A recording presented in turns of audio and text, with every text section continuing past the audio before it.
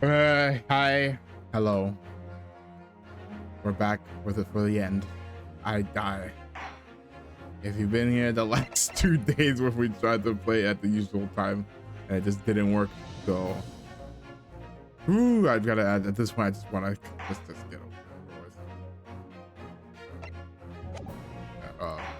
Let's actually no, let's go to load game. We wanna load because we wanna start from here. Part 3.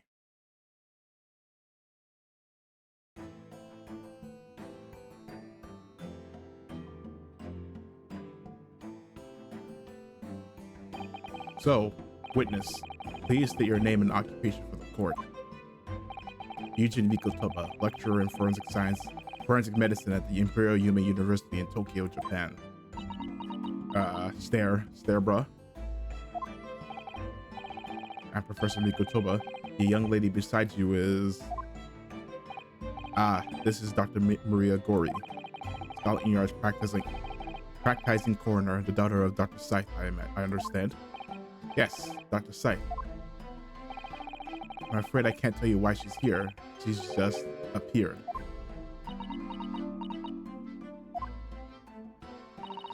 You summoned this strange Japanese man as a witness to that autopsy. But you don't summon Mama. That makes no sense. She was there too. That's about the size of it. I've had her eyes boring into the side of my cheek constantly, whilst I was in the antechamber too.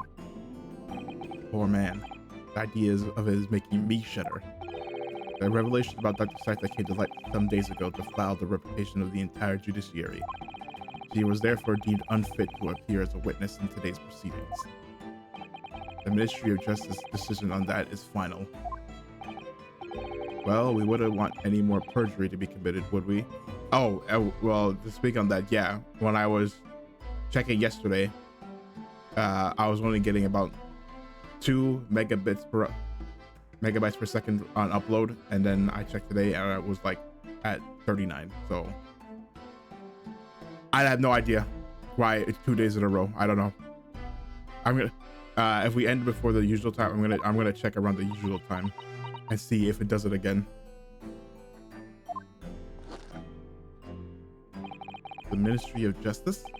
Some questionable strings are being pulled, I think. My arms are killing me. I didn't want to explode. I hope they explode, honestly. Then maybe they'll stop being stored afterwards.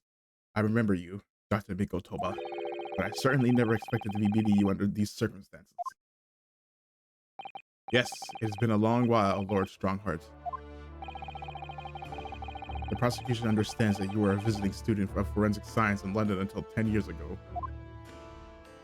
That's right. I studied under Dr. Wilson at St. Sinners. So you were present at the autopsy of my brother, Lord Clint Van Zeeks? That I was, yes. I assisted Dr. Wilson with the entire procedure. Mama is far more skilled than a Japanese man. Racist. Well, Dr. Wilson asked me to be his primary assistant on that occasion. And this autopsy report was actually penned by you, I believe. Yes, I noted all the doctor's findings, and when we were done, he read through the document and signed it. Poor Mama. As a secondary assistant, she wouldn't have had such a good view of all the innards. So, Professor, do you remember Inspector Gregson? Yes, of course. If it wasn't for his assistance, Lord Van Zeek's autopsy would never have happened.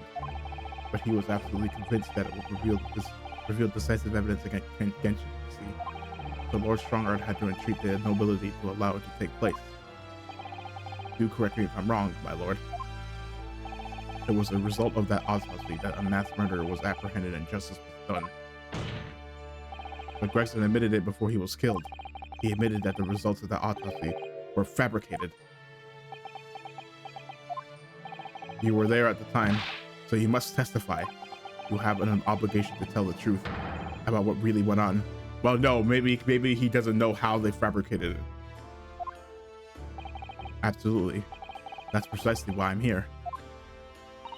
And that's why I'm here too. Very well then. You will give your formal testimony now, witness. But before you begin, a word of warning. Oh? Well, if you will state truthfully and accurately what you saw and what you heard at the time, I wouldn't dream of doing otherwise, my lord. The moment your testimony verges on supposition, I will expel you from my courtroom. Remember that.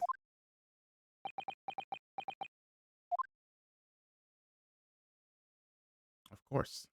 But of course. From my own observations, I couldn't say there was any indication that of the autopsy reports results having been fabricated. Death resulted from a wound made by a Western-style sword transfixed in the heart. That I found a little strange. There were no other signs of internal injury, nothing questionable at all. It was just that beautiful but dangerous piece of evidence removed from the man's stomach. Presumed to have been swallowed by the victim as a way of posthumously identifying his assailant. No indication. Nothing to suggest fabrication. Professor Mikotoba, are you certain about that? Well, nothing that I could positively identify as such, much less swear to in testimony. Ah.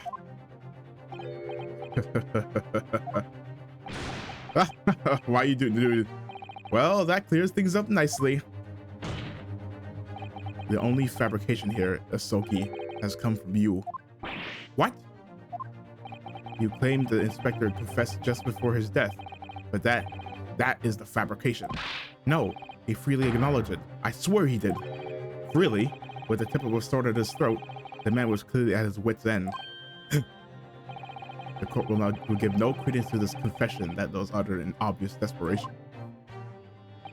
Quite simply, there was nothing questionable about the investigation of Lord Clinton Van Zyck's death. And with this testimony we have, without question, uncovered the whole truth of the matter. Stare. If I may, my lord, there was most certainly something questionable about it, and the whole truth does rather elude us, I feel. I beg your pardon? Well, you're obviously aware of the facts of the case. All four of the professor's previous victims were killed by dog bites to the jugular. So then why now all of a sudden was it a sword room? This dive with an enormous beast was set upon them that ripped out their throats. Oh, such horrifying crimes. Yeah, but this was a sword. But he killed Clint with a sword, but curiously, to kill his last victim, Lord Clint Van Zyck, suffered a different fate. Yes, you're right. He was stabbed through the heart with a sword. That's enough. I believe I warned you about this, witness. I promise to curtail your testimony as soon as it entered the realms of supposition or speculation. Very well, my lord. In that case, the defense will pursue a conclusion to this during a cross-examination. What? I have the right to cross-examine every witness after the testimony, and I fully intend to exercise that right. Ryunosuke, I'm afraid that even the presiding judge has no authority to contravene the letter of the law, as I'm sure every member of the judiciary present in the gallery would agree.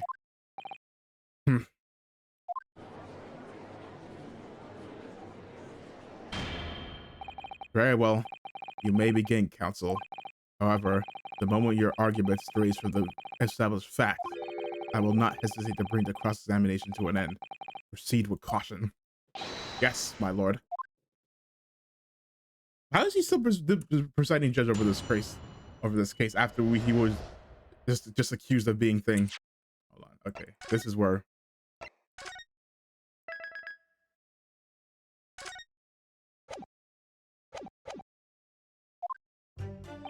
From my own observation, I couldn't say there was any indication of the autopsy been fabricated. Death resulted from a wound made by a Western style. Well, let's start with the thing that's there were no other signs of internal injury, nothing questionable at all. Okay, we'll come back to that later. It was just that the beautiful but evidence removed from the man's stomach. What are you talking about? What exactly was it, though? What does beautiful but dangerous mean? Well, it was sparkly and round, with a hole, as if it might slip over a finger. Oh, it's a ring. Where do we, hold on, do we have that picture? Because I brought it up that you, in the photo of him protecting, of Genshin protecting Barrock, he was wearing a ring. Oh, I guess then that's what they say. It was his, that was his ring. Directly round of the hole, as if it might slip over a finger, perhaps.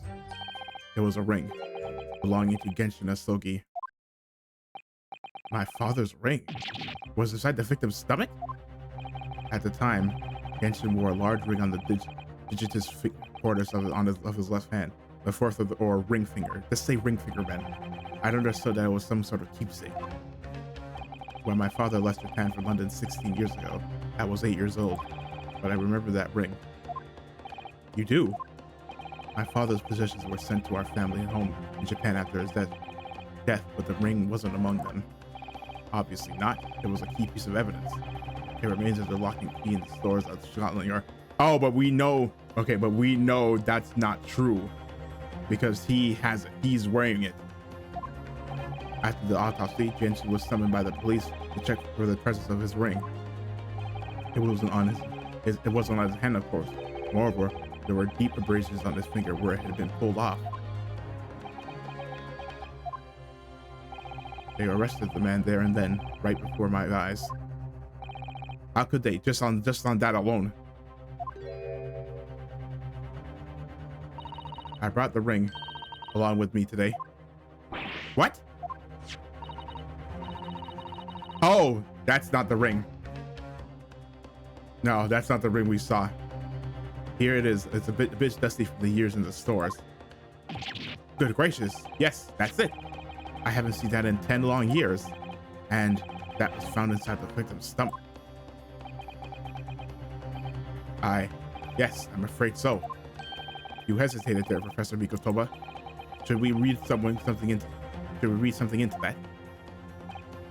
Well, if it's just that thinking back now, I didn't actually witness the moment it was extracted from the victim's body. Oh my, really? At that precise moment, Dr. Wilson asked me to fetch him a new scalpel, you see. Dr. Gori, the removal of historic evidence from the stores requires my consent, does it not?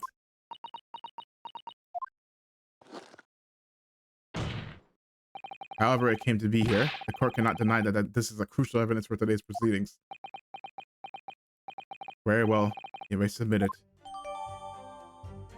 They say this is his ring, but this is not the ring. It's not the sort of ring normally seen in Japan. They almost look like claws protecting the jewel.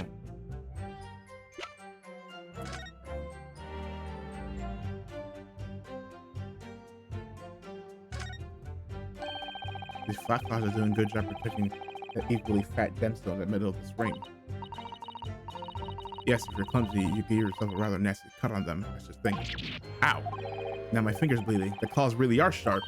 Oh my, that was very quick clumsiness, Mr. Naruhodo, even for you.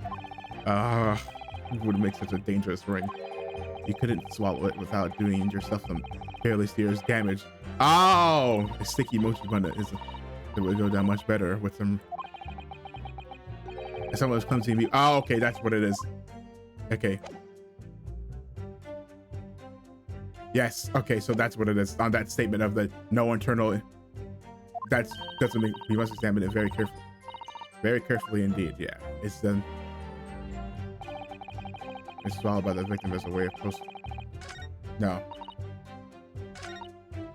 Yeah, exactly. That doesn't make any sense. That there's no other signs of saying it was that sharp.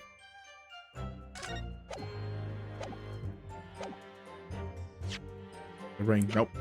Objection. That doesn't make any sense. The court has heard that the ring was extracted from the victim's stomach. But you didn't actually see it being removed, did you, Professor Mikotoba? That's right. As I said in my testimony before, at that moment, I was fetching a replacement scalpel that Dr. Wilson has requested. In other words, you can neither confirm nor deny whether this ring, in fact, really came from the victim's stomach or not. What are you suggesting, counsel?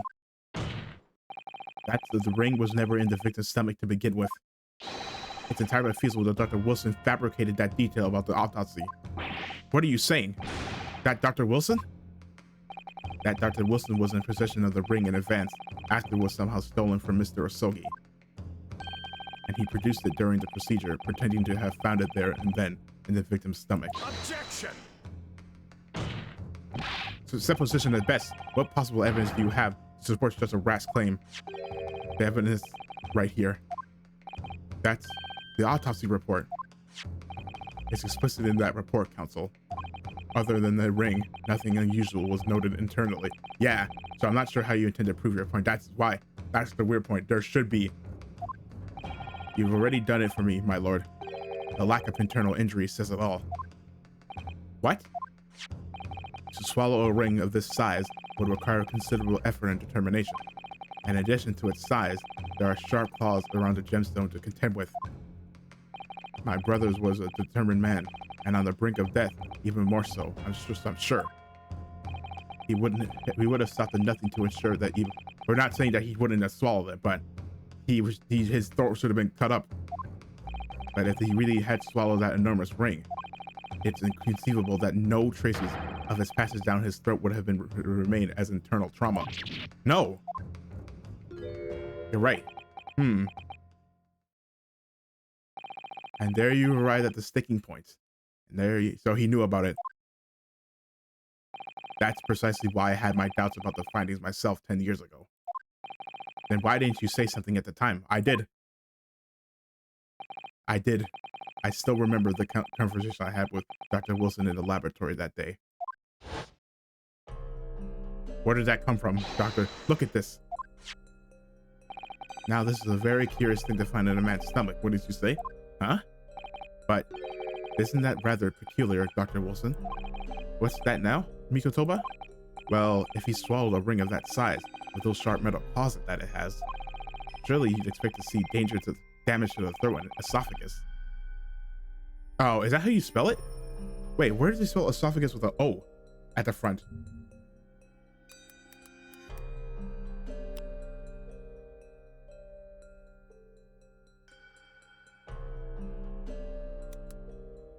Yeah, it's a.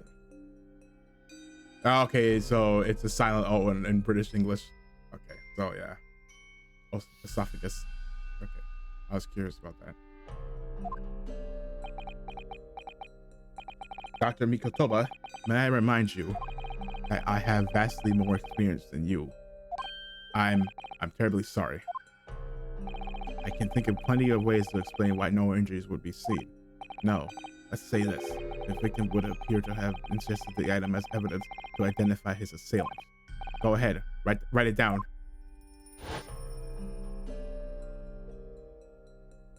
So I was right. Dr. Wilson deliberately fabricated the results of the autopsy to implicate my father. I'm disappointed, Counsel. That argument is nothing more than speculation. What? Dr. Wilson was Britain's leading authority on forensic science and autopsy work. There is no scientific basis on which to doubt the man's expert opinion. Pardon the interruption, my lord, but damage to the mucous membranes of the throat is easily identified, even in living subjects, using a device called an endoscope, recently demonstrated in practical use in France. I want one. The government can pay. I don't think so. And Dr. Gory, rest assured that your removal of evidence from the stores without permission will not go unpunished. Eep. We open up the dead to find the truth. I beg your pardon? But Mama, she chose to stitch her courses up with all her secrets inside. That's wrong. No, she has a better head on her shoulders than her mom. Dr. Gory is looking as though she's chosen to walk a different path to her mama. The truth.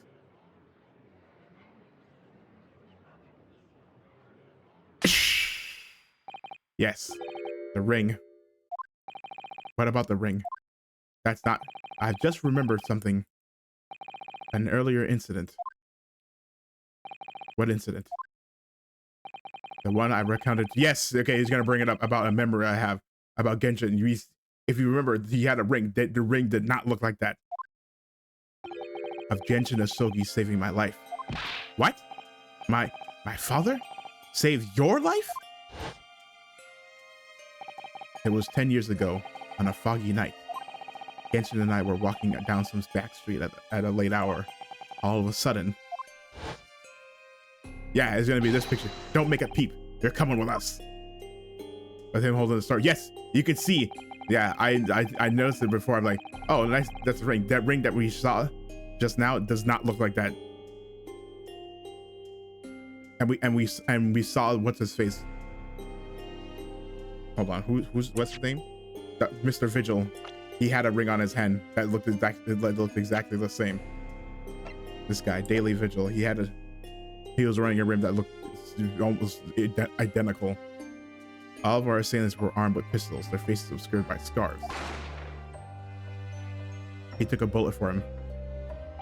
The next thing I know, there was silence all around. Genshin lay on the cobbled street. Blood was seeping from his left hand. He shielded me. I was on the ring finger on his left hand that he used to wear that ring. Ah! Are you saying? Oh. I've always believed those thugs were after me.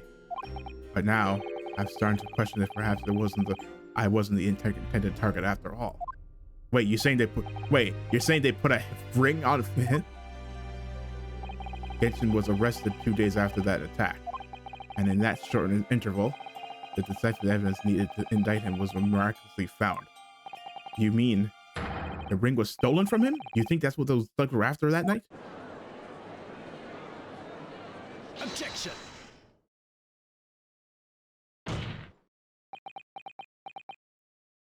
You pathetic coward.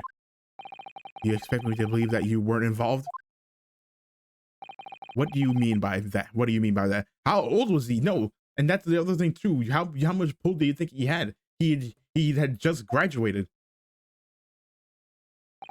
It was you, wasn't it? You're the one who took it. You stole my father's ring. You set the whole thing up so you could paint him as a mass murderer and have him arrested. No, he wasn't. You think? Kazuma, come on, man. That doesn't make any sense. Open your eyes. Huh? Ryunosuke? You must know deep down. The truth can be completely obscured even when your judgment is only slightly clouded. But at the moment, you seem to be floundering through a dense fog. Is that why you were so insistent on I should be present in this trial? To see you like this?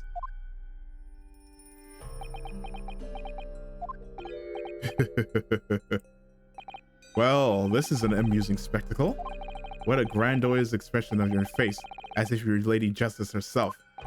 It seems you thoroughly convinced yourself of this alleged fabrication of the autopsy results. So much so that you are apparently blind to the blatant contradiction that would be born out of it. What? Though it's extremely hard to believe, let us imagine that there was some misconduct during the autopsy. If that were the case, why would Asogi not have disputed the findings in his trial? Oh. In the closed court hearing 10 years ago, the defendant never once denied the claims against him.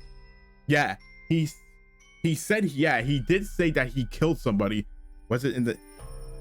Yeah, he did say that he killed someone.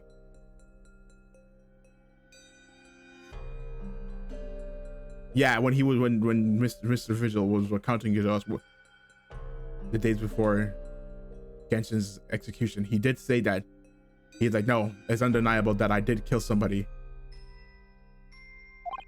Isn't that right, Lord Van Zieks? Yes, that is indeed correct. Upon hearing the verdict of guilty, he merely closed his eyes, quietly accepting the judgment.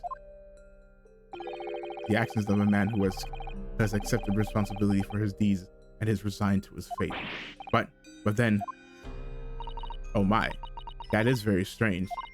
If Mr. Sogi did nothing to oppose the charges against him, then that would surely mean there was no fabricated evidence. An obvious conclusion at which you should have arrived many minutes ago. Prosecutor Osogi. Your twisted loyalty and clouded judgment are hampering your ability for logical thought. Ah! Genshin Osogi's silence at his hearing can mean only one thing. There was no fabrication of evidence during the autopsy of his final victim 10 years ago. Okay, well, what does this thing say? Hold on. We never... Okay. The Osogi papers. Guys, just... all my viewers... It was deep sadness that I set my fate.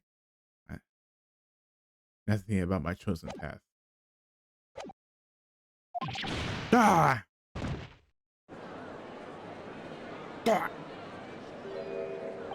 But if that autopsy was all above board, there's been nothing to stop Lord Strongheart bringing this trial to an immediate conclusion. Well, we see like we're out of options. Huh? Oh, that was a lot. Thank you, Rinosuke. If it wasn't for your frank words just now, this trial may very well have ended prematurely. Kazuma? What's this latest absurdity, Council? My lord, your reasoning is perfectly sound. But for one giant hole, I beg your pardon? You claim my father's silence was due to the fact that there was no fabricated evidence, but it could be the fact that there was. But there's another possible explanation. Maybe because you've overlooked the possibility that he had a reason for maintaining that silence. Objection! What? Silence that would lead to him being convicted and sent to his death? Because maybe they wouldn't got the other two as well.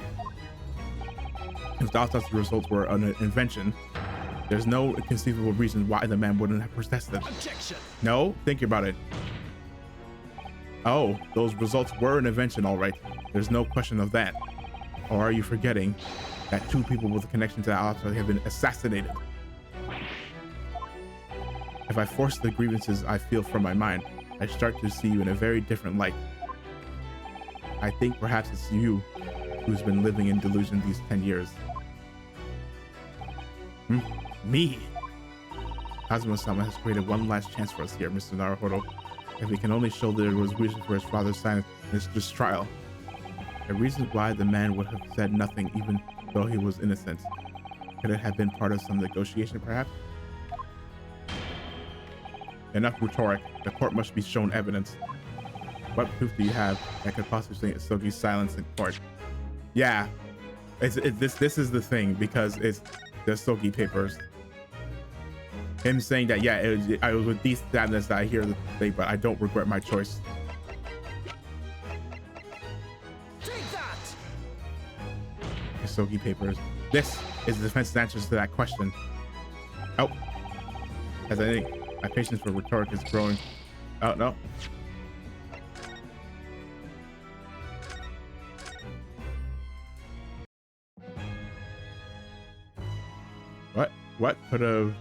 What proof do you have that could possibly explain? Ooh, what proof do you have that could have possibly explained? Oh, maybe it's the photo and uses them too? I don't know. Take that! No.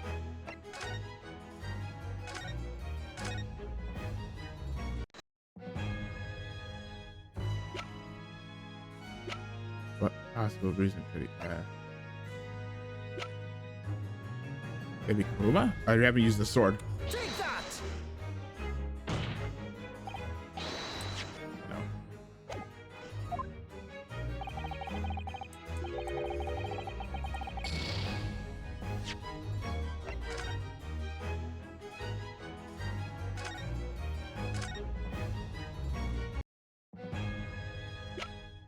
Maybe the ring? Take that! Nope. What could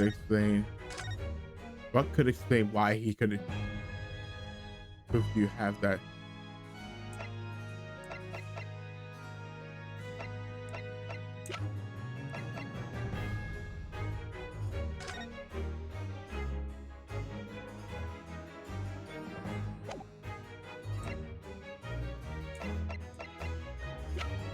What could explain why he...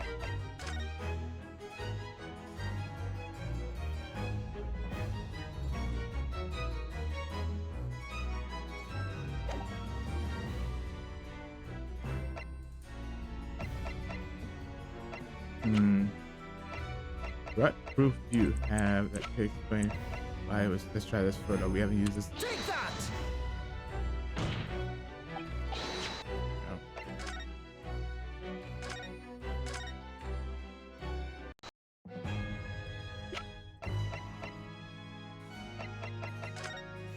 No. No.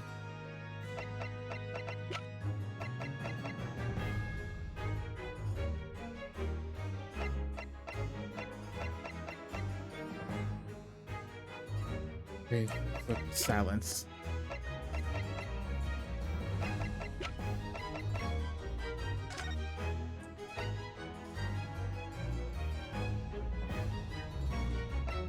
Are you this? I don't know. Take that! Oh, there you go. It was that. It's true that Genshin Hisogi's silence during his trial resulted in his conviction, but that didn't actually lead to his execution. On the contrary, it led to his escape, an escape that was only possible because he'd been sentenced to death. Although I find it hard to believe my father would have negotiated in that way, the defense is correct. A fake execution, falsification of a death certificate, and a jailbreak inside a coffin. Clearly, such elaborate plan couldn't have been carried out by my father alone. He must have had the help of a collaborator from the judiciary. I have here the dismissal notice of the chief warder who was working in the prison at the time. The notes read, there are indications that the jailbreak was in planning prior to the inmate's incarceration. In other words, there were suggestions of some sort of negotiation between Mr. Hisogi and the British government. In exchange for his silence in court, he was given an assurance that he would be broken out of prison. Yes, with that sort of clandestine agreement in place, I can imagine he would have kept very quiet. Oh. Yeah, but then I guess the intention was that he wasn't supposed to get shot, or no one was supposed to be there. I would go further than that, in fact. I would say that the elaborate jailbreak of Mr. Hisogi can be explained in no other way. But why? Why would he take a fall for order? Order! First fabricated evidence, and now a jailbreak conspiracy? Of course, because it's all intimately linked. The prosecution wishes to summon new witnesses to the stand. Witnesses? Dr. Scythe, people who could testify about the jailbreak that took place 10 years ago today. 10 years ago, Dr. Scythe and Thing, and Mr. Vigil. Ah! Governor Caden, and the poor chief warder at the prison.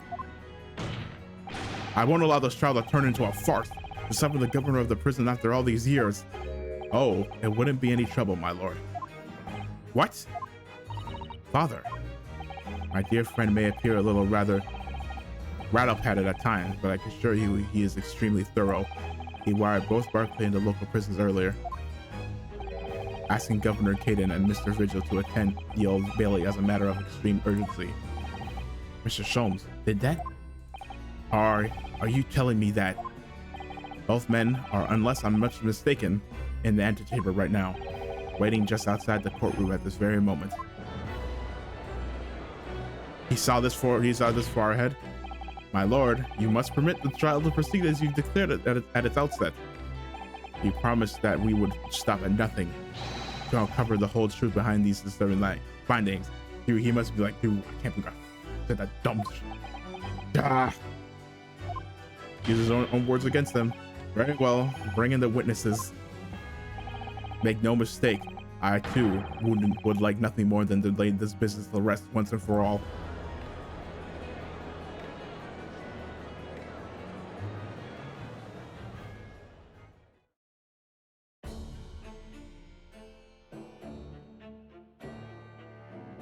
I still understand. Would the new witnesses state their names and occupations for the court, please? I, Barry Caden, Governor of Barclay Prison. Everyone calls me Gossip. I sell jaunty bits of little tidbits. Your other persona, if you don't mind. Oh, I do beg your pardon. Of course.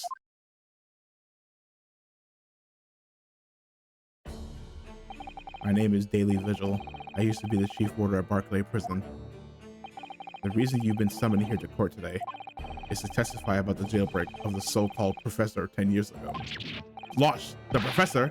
We've already been through all of that this before, a decade ago. And the conclusion was that there was anything untoward that happened. And a convict escaped from your prison, Governor. Hardly what you call nothing untoward. Ah, well.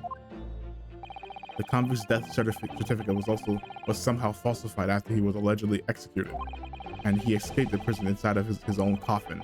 A plan of that complexity could never have been carried out without the help of somebody of influence inside the prison. Governor Caden, don't imagine that the passage of time will afford you any protection. If it turns out that you were involved in the plot to break Mr. Sogi out of your prison, then of course, the consequences will be very serious, and in all likelihood, a capital punishment. Gad! Hold on there, laddie. All I did was witness. Governor Caden. Aye, sir. You have a critical role to play in the public safety of our country, a great responsibility to shoulder. The significance of your testimony in court cannot be understated. Therefore, think carefully before you speak. Emperor Prosecutor Sogi, if you threaten to witness again, you will be held in contempt of court. My apologies, my lord.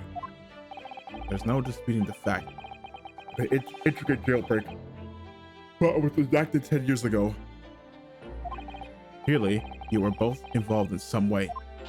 So you will testify before the court now and explain what took place. Very well. Let the witnesses give their formal testimony. Tell the court everything you know of the plot to break Asogi out of Barclay 10 years ago.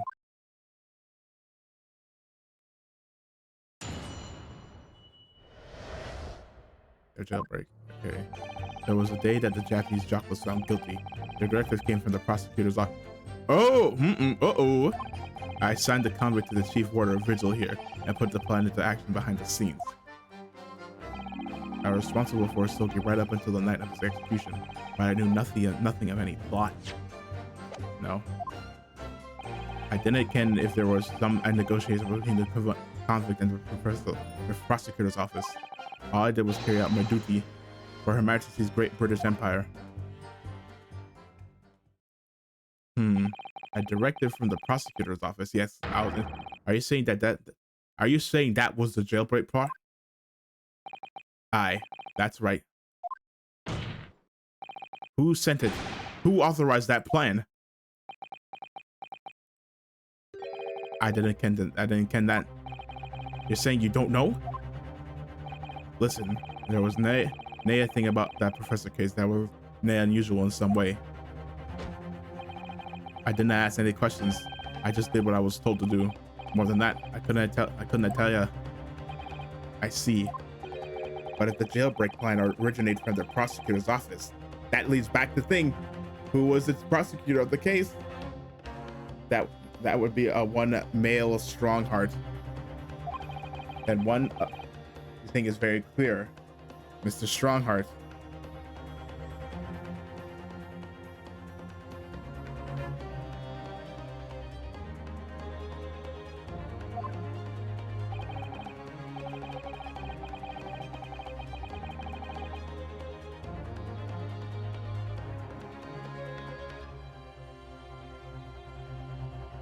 I suspected there were clandestine dealings going on between Mr. Sogi and that office.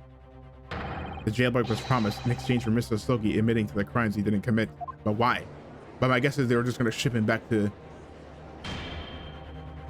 That, counsel, is nothing more than speculation on your part. So, let me ask the defense. Oh, yes, my lord. I fail to see how these witnesses have any more pertinent information here.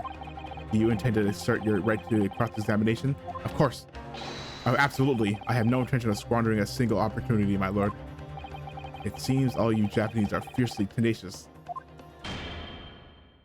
Very well. Proceed, counsel. Basically, he believes it can't be scrutinized. There's no room.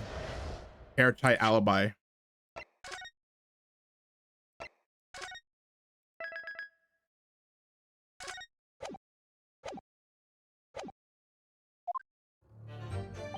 It was the day that the deputy's job was found guilty. The director. Hold it! Okay. And you're saying you don't know who actually issued the directive?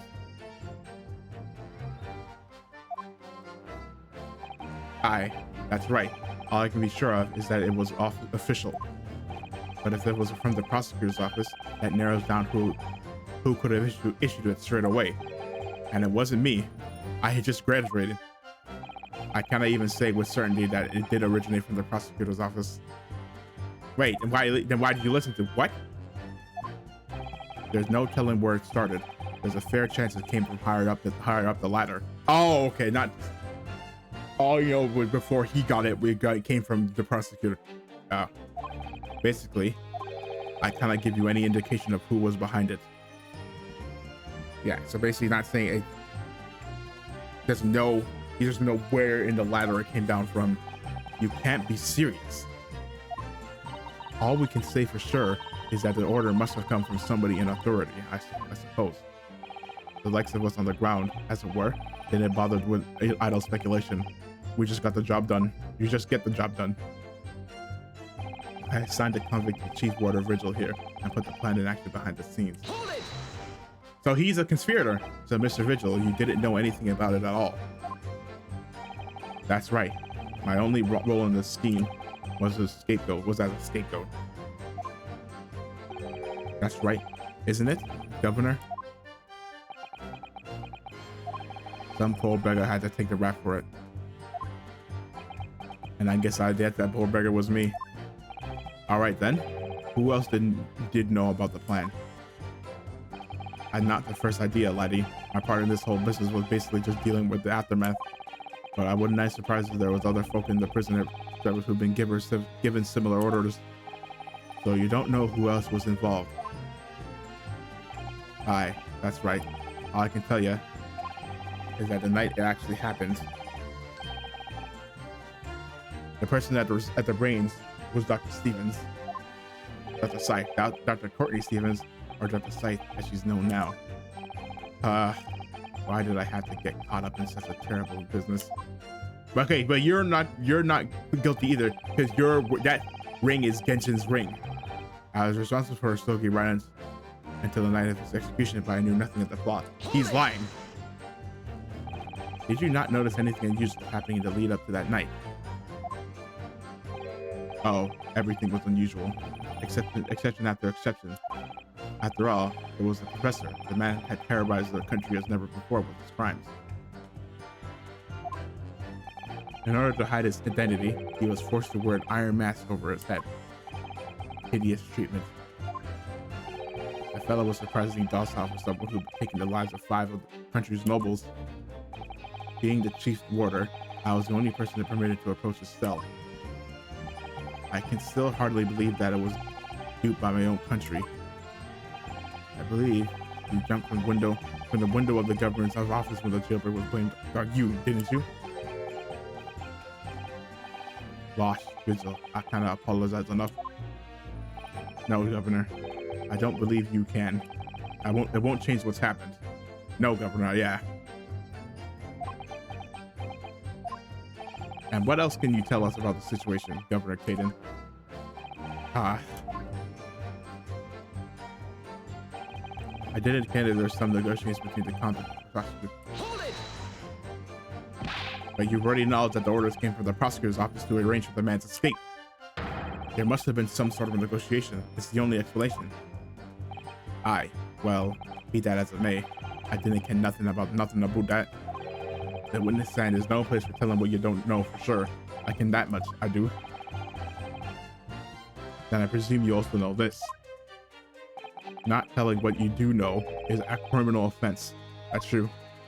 Huh? So you were just following orders, is that it? I'm afraid that won't absolve you of guilt here.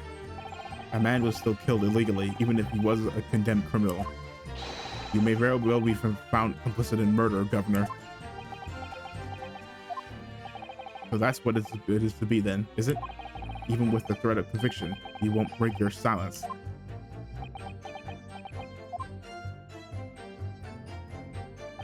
All I did was carry out my duty for Her Majesty's Great Britain.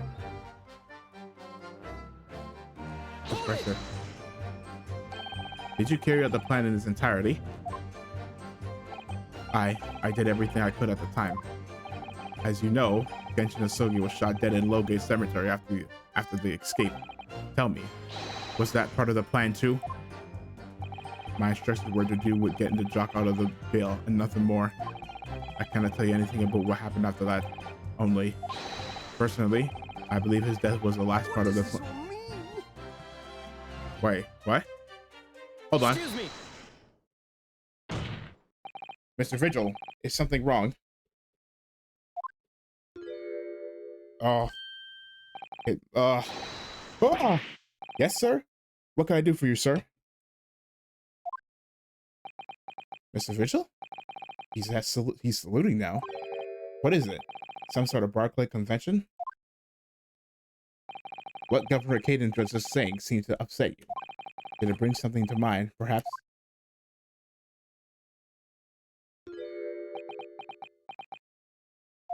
For the last 10 years, I've completely blotted out the memories of that time from my mind. I was betrayed by my superiors in the name of my country.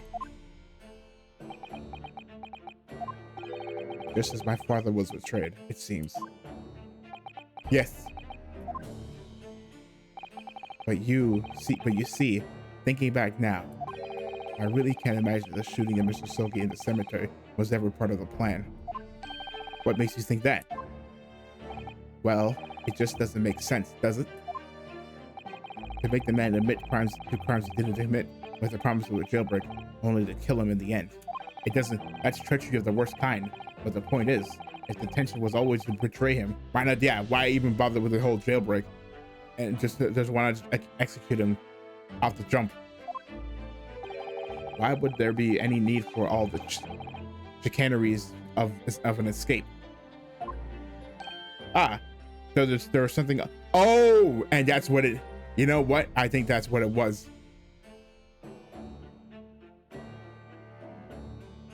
I think it was to get the ring from him. Yes, that's quite true. If whoever negotiated with Asogi never intended to keep his or her end of the bargain, it would have been far simpler just to let the man be executed in prison as dictated by his sentence. It all happened in that vast chamber of secrets at Barclay, behind the high prison walls. I suppose nobody knows what really went on in the execution room now. Well, no, there is one, yes. It's an unsettling mystery, certainly. Truth be told, there is a wee matter that's never quite made sense to me. If you believe there was some kind of negotiation behind the jailbreak between Asogi and the body at the top, it does not quite add up, does it? Governor Caden, I must insist that you explain these doubts that you have. By amending your formal testimony. Guides, go on then.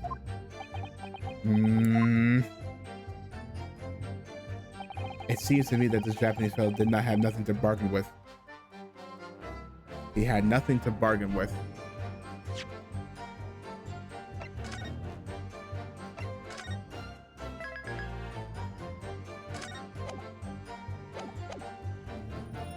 Did he not have anything to bargain with?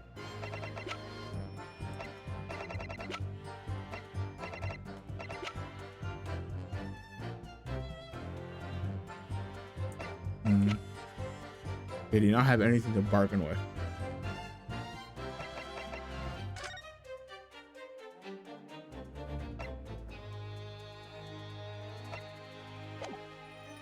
Yeah, I think I think it's this. Yeah, it's the thing. Why he called it the only weapon he has left. Confessing under oath to murders he didn't commit on a verbal assurance of later being broken out of prison. Genshin Shogi was taking an incredibly risky gamble. Very true. There was nothing to stop the British breaking their word and executing him behind closed doors anyway. Under normal circumstances, no man would stake his life for an ungentleman's agreement like that. which means that Mr. Soki must have had a trump card. Something that guaranteed he wouldn't be betrayed. Some kind of weapon. Havers, the fellow couldn't have possibly had anything like that. But you know that he did, Governor. The Sogi papers, the name given to the last will and testament of Genshin as Sogi. Ah, it turns out that Mr. Sogi was hiding his will in his cell at Barclay. Chief Warder Vigil caught him with it one day. You squealed, didn't you? Did you wee rap? Did I not tell you to keep that a secret? You can't touch me now. Ah! When Mr. Vigil caught sight of that will through the bars of the convict's cell, Mr. Sugi pleaded with the warder. All right then, but what's on that paper? A last will and testament. This will is the only weapon I have left now. A weapon? And after the convict had been killed for following the elaborate pretense of the jailbreak, that document mysteriously disappeared, didn't it? What? Well, yes. All the prison warders searched through the belongings in the cell, but that will was just nowhere to be found. As I understand it, an exhaustive search was made for the document, which became known as the Asogi Papers.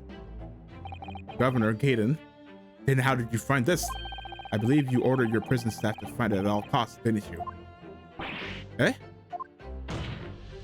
Would it be right in saying that you knew that with the so-called Asogi Papers had the potential to make great waves somehow? Jinx, what the blazes are you blathering about? Then the will was found. Right and proper, this is not the will. And the fellow cell where I said it would be. But how can that be? Where in this cell? We all searched the place, from top to bottom. Well, didn't I do a proper job, eh? You peely wally galoot? You can't criticize me now. I showed it to you for, did I know? You young lawyer? This is not the Asogi Papers. Yes, you did. I have the document here. It's written in Japanese and reads, the last will and testament of Genshin Asogi. Which means everything is as it should be. Not quite, my lord. You see, there's an undeniable inconsistency here. What? What inconsistency? Mr. Asogi described this document as the only weapon he had left. And yet, this will contains nothing of the significance at all. Nothing that would have given the convict any leverage. Are you suggesting, my learned friend, that this is not his will? That last will and testament stored at Barclay prison all these years is false? Is actually a fake? Yes, it's fake. That's exactly what I'm suggesting. As has clearly been demonstrated already, what went on at Barclay prison was far from above board. It's not as well. That last vilification by the defense was an affront to the entire British legal system. This absurd notion of a weapon is something for which we only have the former chief warder's word. The man could quite easily be lying, or at the very least, sorely mistaken. What? No, I definitely heard him say that. I swear. Clearly, we need to get to the bottom of this. We need to know exactly what happened with these so-called Asogi Papers. A waste of time. If the will was fake, where is the real document? Objection. Mr. Vigil was stabbed in the back by the judiciary 10 years ago. He lost everything, barely nearly his own life. And now you're going to do it. Now you're going to do it again. You're ready to brand him a liar and turn your back on him without even letting him defend himself. It's clear that Barclay prison is hiding something. It's clear that the jailbreak was masterminded by somebody in the prosecutor's office.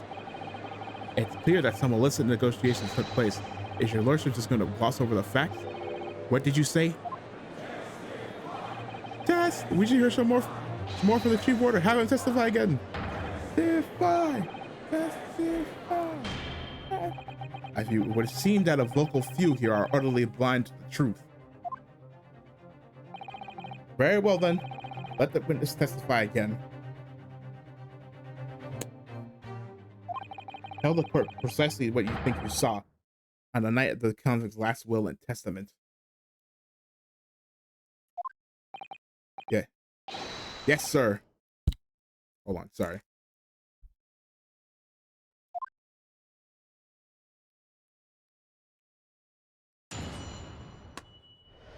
Ow. The Asogi papers. As the warder responsible for condemned convicts, I attended to Mr. Asogi and kept watch over his cell. The night after he was found guilty in court, he was doing something that wasn't with that will in his cell. He turned the cell inside out looking for it after the execution. We turned the cell inside out looking for it after the execution, but to no avail. I only found about the Asogi paper when the directors came telling me to impound them. The document was in the folds of the fellow's robe that was left in his cell, a kimono I think it's called. In his kimono? That's a lie. We searched every inch of that man's cell. We looked through all his clothes. It can't be true. Were you no satisfied with calling me a liar once, eh? You wee waffinger? Ah, there's nothing you can do about it now. You don't have any hold over me anymore. Other than the hold you take on my cravat, of course. Is that what you're going to do, is it? Are you going to give me a good shake again? Or are you too scared? A little and large. What a double act. We complied with Asogi's will as far as was possible. All of his personal effects were delivered to his family and home in Japan. Not all of them, as a courtesy to the homeland the most notorious killer of our country has ever seen. And we were much obliged that I can confirm that all my father's belongings arrived safely. Aye, and you cannot deny that handwriting is that of your old man's, eh? No? Yes, there's no mistaking that it's my father's brushwork. Really? And this last will and testament was the man's last weapon, was it? I think we can safely assume that the convict was merely prattle, knowing that his end was nigh. So, counsel for the defense, your cross-examination, please. We haven't had a double slap in a while. Yes, my lord.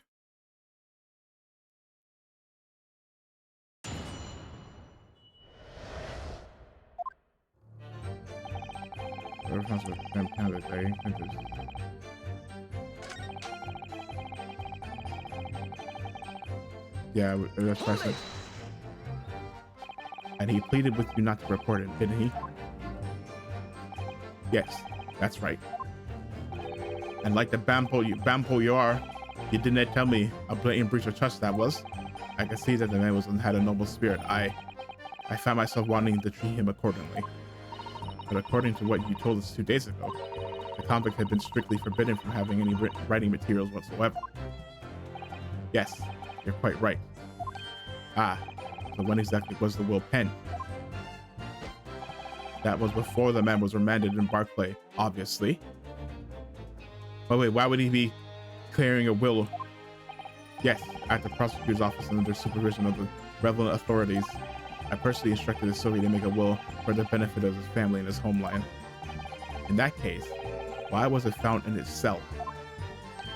What do you mean by that? Well, if it was penned at the prosecutor's office, yeah. Why would he have hold on to it if he wrote it there? You would have expected that it would remain there for safekeeping, surely. Ah, it's curious. Then there doesn't seem to be any obvious explanation for why it was subsequently found in the convict's cell. Oh, well, defense makes an astute point. Well, Governor, a prison governor cannot be expected to ken the inner workings of the prosecutor's office. In that case, Lord Strongheart, perhaps you can shed some light on the matter? I'm unable to offer an explanation here and now. I would have to consult with the notary responsible for the will at the time.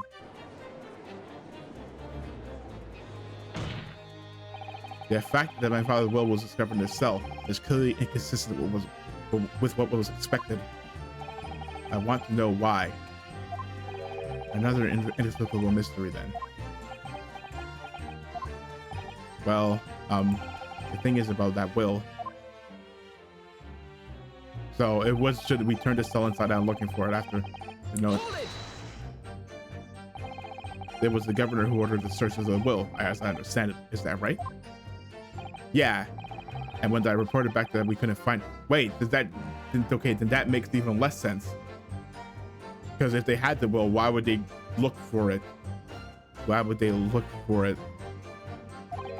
He grabbed me by the cravat and yelled, I kind of have disappeared completely in my face. Well, it's done to go to the governor to keep everybody working as it should, hard as they should be. I think the governor needs a wee taste of his own medicine, Mr. Naruhodo. The point is, it was clearly considered a very important document, wasn't it? But it proved impossible to find. That's right. And before I knew it, it was in the morning paper, that blood-curdling article. Executed mass murderer who'd risen from the dead. Oh, you mean the article based on Mr. Drebber's experience in the Lowgate Cemetery? And Lowgate Cemetery, yes, that was it. The day after I read that news, I was summoned to the governor's office, and that's when the awful accusation was made. That you'd aided Genshin and Sogi to escape from the prison, resulting in your immediate dismissal. I'm afraid I really don't remember anything after that. As the governor of the prison, I had no choice. I couldn't have done anything else. I only found a boat about Sogi when I directed on them. Hold it! And that directive came from the same source as the one instructing you about the jailbreak. From the top levels of the prosecutor's office. What name was on it? None. I didn't ken afore, and I didn't ken know now. All I can tell you is that my orders were to do everything in my power to find that document. The director said it had to be somewhere inside the fella's cell. Document? Was that the wording? Document, not will? That's what it was. What it said. Am I clutching at straws here? I was just wondering if it was really Genshin Asogi's last will and testament that descender. Continue with your testimony then, witness. So it said papers. The document was in the folds of the fellow's robe. Kimono, I think it's called. Hold it! And Mr. Sogi's kimono. The one he brought with him when he was locked up. Yes, he was permitted to have his personal effects with him during his incarceration, I understand. That's right. He was granted as much freedom as possible during a few days before his execution. Indeed, he had a number of items of personal significance I remember. He was very reluctant to part with them. Some books, that kimono, his sword. His sword? Karuma, the famous sword of the Hisoki clan. It bears the soul of my family. I don't doubt it, but I wasn't really getting at that. Forget being the soul of the clan. Could the man have a more obvious weapon? Have some respect, Ryunosuke. Respectful silence. The warders carry firearms at all times, and those inmates have shackles around their ankles. He couldn't have hurt anybody with that thing. He was allowed a sword, but no writing materials.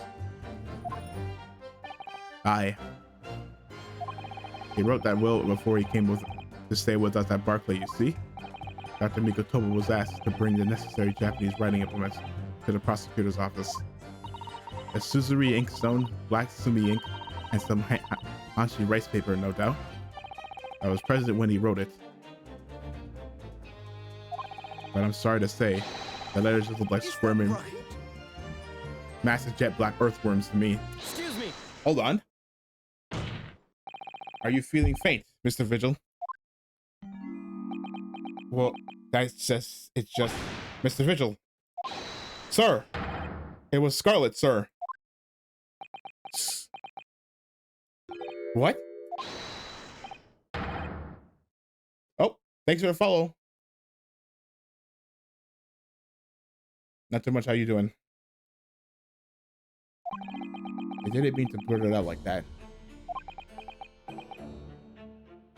It's going good. How you doing?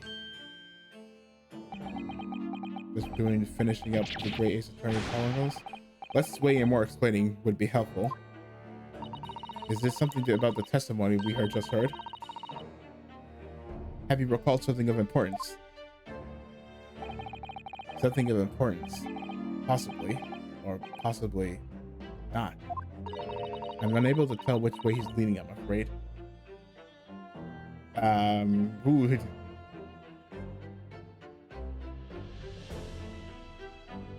I'm unable to tell which way he's leaning, I'm afraid.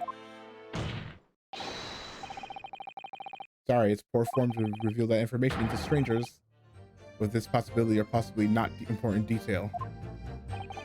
Permission granted. Go ahead, Mr. Vigil. Yes, it was Scarlet. As I remember it, the document was written in scarlet ink, but perhaps I'm mistaken.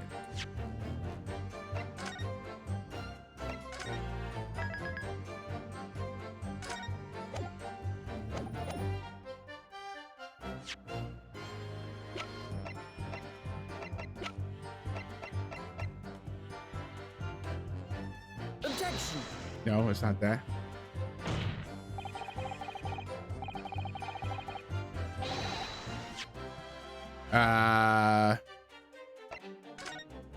No, I don't really have a schedule. I usually just stream whenever I feel like it. So right now, when I started playing this game, I started streaming for mostly every day. Maybe like a day or two here I didn't stream.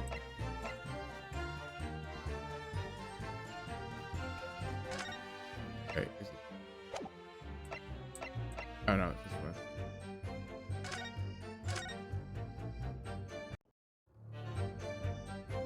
Written on red ink, perhaps, but perhaps I'm mistaken. Yes, something written on red ink.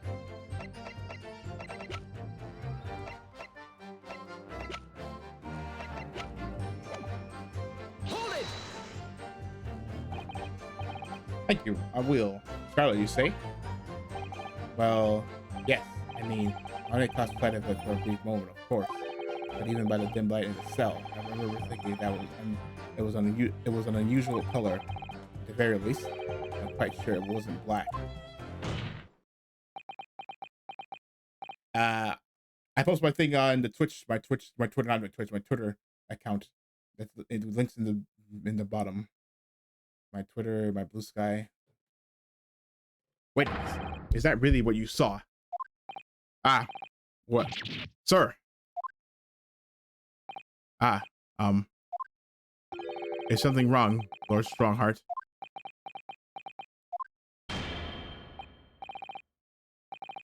It's in the thing. Hold on, I can.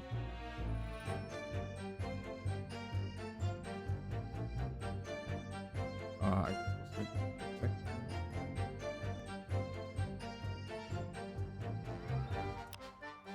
there you go. There you go. I apologize. Continue. What do you make of that, Mrs. Naruhodo? For Lord Strongheart to be so visibly shaken in that way. Oh. Ooh, didn't happen. You can plainly see Britain here is as black as the Earl Hell's waistcoat. Yes, you're right. Mr. Vigil, I'd like to confirm one point with you. Did you actually see the content of the document that Mr. Ahsoka was holding that night? Oh, well, no. I mean, there was no time. As soon as he noticed me there, he hid it behind his back. But it was definitely a will, was it? Yes, it was. That's what Mr. Ahsoka told me.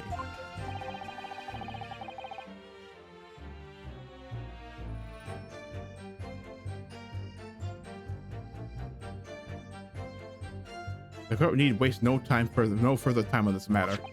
We have the will in question in our possession. There's nothing more to add. A will written in scarlet ink. What did Mr. Vigil really see Cosmo's father holding? I wonder. If you have an inkling, Mr. Haruhodo, you must present it to the court at once. I'm gonna say it was a sword. That testimony doesn't give much away. But this is really was penned by Cosmo-sama's father. I wonder what he could possibly have meant when he described it as a weapon. It's starting to sound very much like Mr. Silky actually had nothing. The plan to break him out of jail went ahead, which means he must have some bargaining power. He must have had something hiding something. It's the only explanation that makes sense. It's starting to sound like Mr. Silky actually might have had something. Which is it, Mr. Naruhodo? I'm not sure, but it feels as though I'm on the brink of understanding all this. Let's listen to us for all the information again to see what more we can learn. Absolutely. I think it's a sword.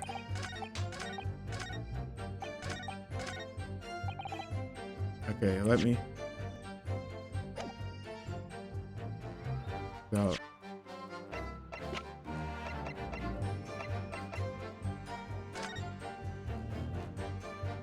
Yeah, it's Scarlet. It must have been this.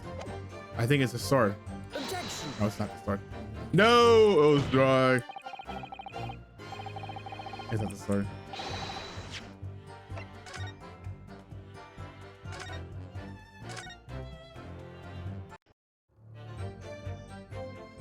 Written.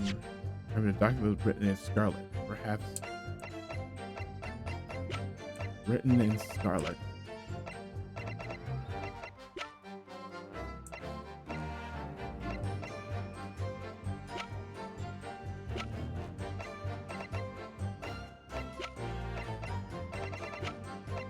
Written in Scarlet.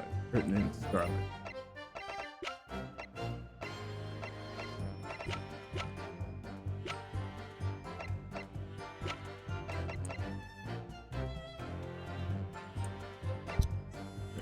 Scarlet.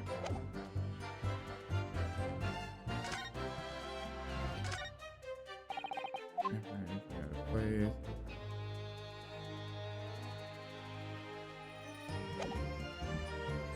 Written in Scarlet.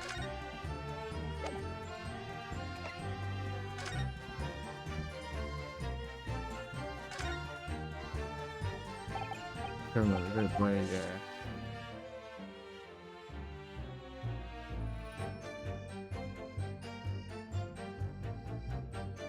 No.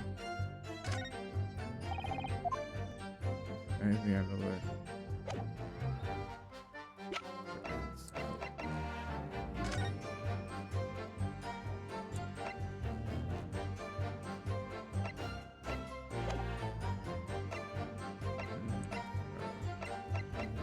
Written in Scarlet.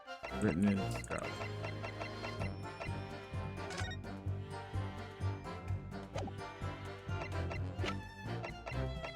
Written in Scarlet. No.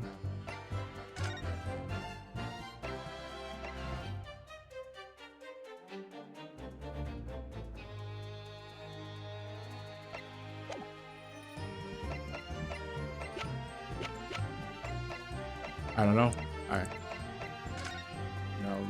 I think we're off of that, so I don't know.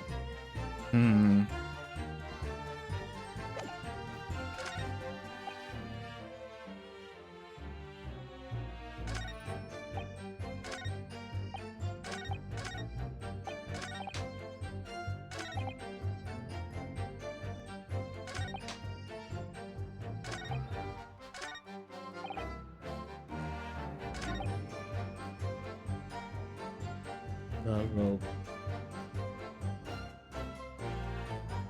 Ooh, sorry. I don't really do follow for follows. Sorry.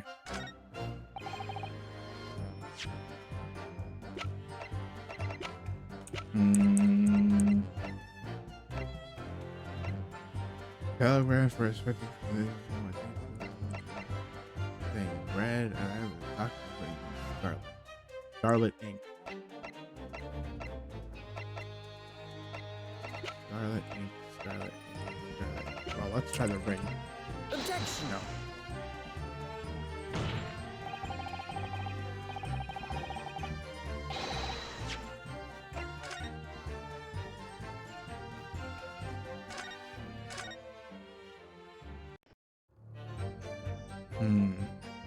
Written in Scarlet. I remember the document was written in Scarlet ink.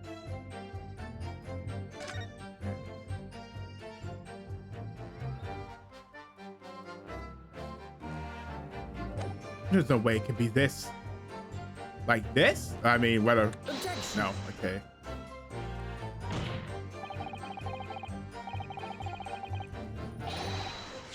No. Okay. No matter how obscure or irrelevant I may think it may seem.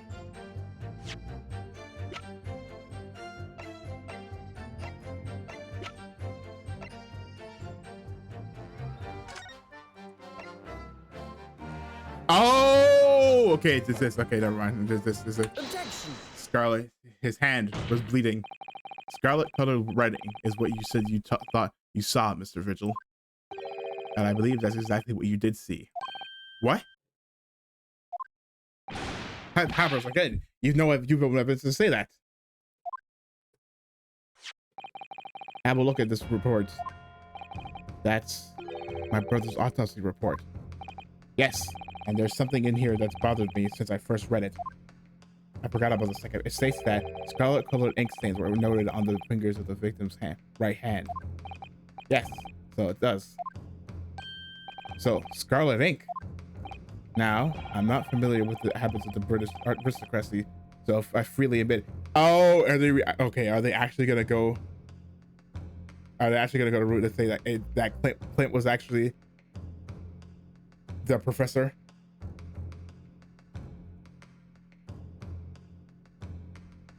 Sorry, I say aristocracy. I freely admit, but what I would hazard a guess that they don't all go around with ink stains at their fingertips, do they? Your wit is not appreciated. My brother was a well-bred and fastidious man. Should ink have been sullied his fingertips, he would have cleaned them immediately. What is your point, counsel? My point is this. Whatever Lord Clayton Fancies was writing in that unusually colored ink must have been that must have been the will. That must have been a thing, like it was me. It must have been directly before his death, because he died before he had the opportunity to clean his hand. That I remember something troubled me at the time.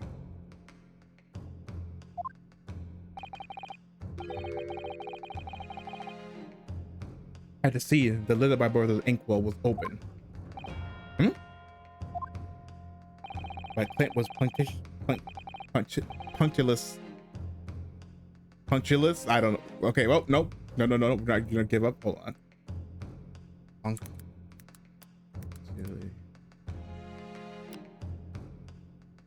Punctilious. Punctilious. Okay, punctilious.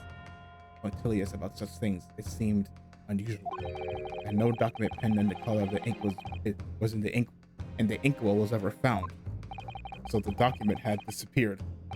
Are you suggesting that the document my father had in his hand that night in his cell was the same document that Lord Clayton Fancies was writing moments before his death? Then it was. If Mr. Vigil's testimony is to be believed, it can only mean that, yes. Mr. Vigil, sir? When you sprouted Mr. Silky with the document in his cell, the precise words were as follows, were they not? All right, then. But what's on that paper? This is my weapon. Please, a last will and a testament. Oh, so it was Clint's last will and testament. This will is the only weapon I have left now. Last will and testament. Ah. If the conversation really did go as Mr. Vigil says, then what we know completely changes the meaning of what Mr. Asoki said. You really think Mr. Vigil did indeed see the convict with a will, but it wasn't that of Genshin Asoki. It was the last will and testament Lord Clinton Vanzig's. No. What? But why? Objection. This is madness. My brother's last will and testament. That would mean that he had chosen to die. That is what it would mean, yes. No, impossible. That is utterly out of the question. Lord Van Zieks. Clint was presumed a professor. It consumed him day and night. Whatever happened, he would never have abandoned his investigations before its conclusion. Never. He wouldn't rest until the job was done, until the killer was caught. The idea that he would willingly accept his own death is obscene. Objection. And yet, we can be sure that he was writing his will moments before his death, and that Genshin Istogi came to be in possession of that document.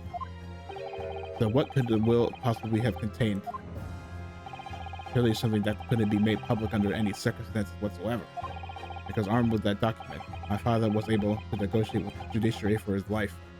Oh, yeah, I'm pretty sure it was him it was thing that, oh yes, I am the professor. It's gonna be he admitting that he was a professor to negotiate with the judiciary for his life. It was something so damning that it prompted the powers that be to enact that daring jailbreak plot. Yes, there can be no question that the will contained information of the utmost secrecy. Information of the utmost secrecy. Ah! No, it couldn't be.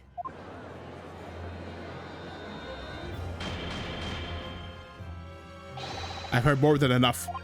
Pursuing this notion of a phantom will nobody can attest to having seen serves absolutely no purpose. Objection. No, my lord, that's unacceptable. What did you say, counsel? The last will and testament of that Genshin Istogi had in its possession was that of Lord Clint Van Zieks. All the testimony and evidence presented to the court has logically led us to that possibility. As a possibility, we have a duty to pursue the lines of reasoning to its conclusion. But with no possible means of knowing the contents of the document, there is no line of reasoning to pursue. Huh?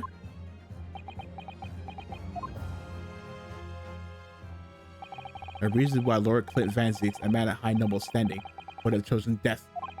Information so secret, people in the judiciary would be willing to negotiate the jailbreak of a condemned killer. The only explanation that fits those facts is an unthinkable truth that turns absolutely everything on its head. Yeah, but it's just too hideous. Yeah. Okay, so yeah, it was him. Genshin must have found out that he was the professor, Mr. Naruhodo.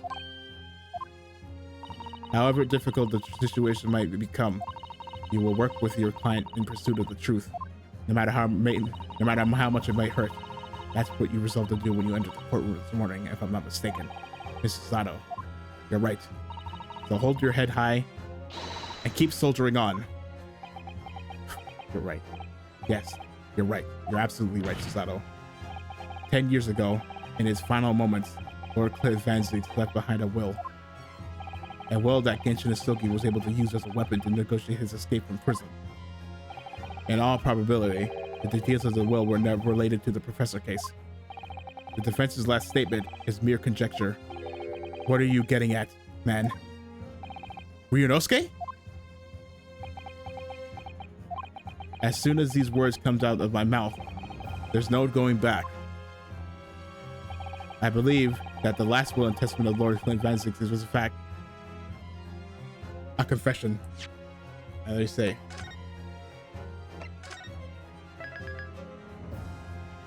It was a confession. It had to be a confession. You can do it, Mr. Naruhodo. I believe that what Lord Clint Van Zieks actually penned that day was a confession. A confession? Regarding the mass murderer known as the Professor and his true identity. Objection! Are you? No. Enough, counsel. What are you saying? Do you even realize? A confession about the true identity of the Professor. That would mean... Lord Van Zieks, I appreciate this must be hard to take in. But it's the only explanation that fits. That Clint was the Professor. the killer that terrorized London a decade ago, and it became known as the Professor. The man believed to have murdered 5 members of the aristocracy wasn't Genshin Asogi at all. I think what happened was that when Genshin found out, he asked Genshin. Genshin was like, "Oh, Paul, I can't believe you would do this." And he's like, "Can you do me a last favor and kill me?" And he's like, "I don't want anyone to know about it. So can you kill me? I can't live with the shame." It wasn't Genshin Asogi at all. Asogi at all. What? No, you can't be suggesting. It was in fact the man believed to have been the 5th victim. Lord Clinton Van Zeeks himself. Ah! Ah! No way, his brother he idolized turned out to be. It's finally open. Is it Pandora's box? So he knew. Yeah, he knew. The great Van Zeeks family, they've been thoroughbreds of the British judiciary for years. And Lord Clinton Van Zeeks, he was a paragon of justice in the capital. But he was actually a mass murderer, a perpetrator of atrocities of the vilest nature. If the general public ever found out, law and order in this country would be finished. My brother. Oh, this is too awful. Lord Van Zeeks. I wonder though, did he never suspect Mr. Naruhodo? Lord Vera Van Zeeks is a brilliant prosecutor. Is it conceivable that he didn't really realize what his older brother really was?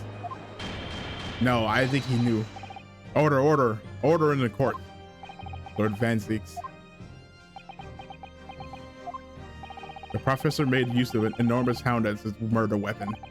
Tell me, did your brother own a dog? He did. Yes, he did. Balamung. Ah, B. He was well known as he's a well-known hunting dog. People called him a giant. I don't believe this.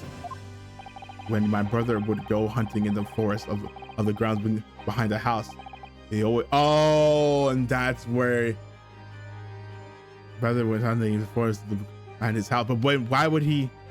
Oh no, but he always took Balamung. After Clint's death, the creature passed away too, almost as if he were following his master.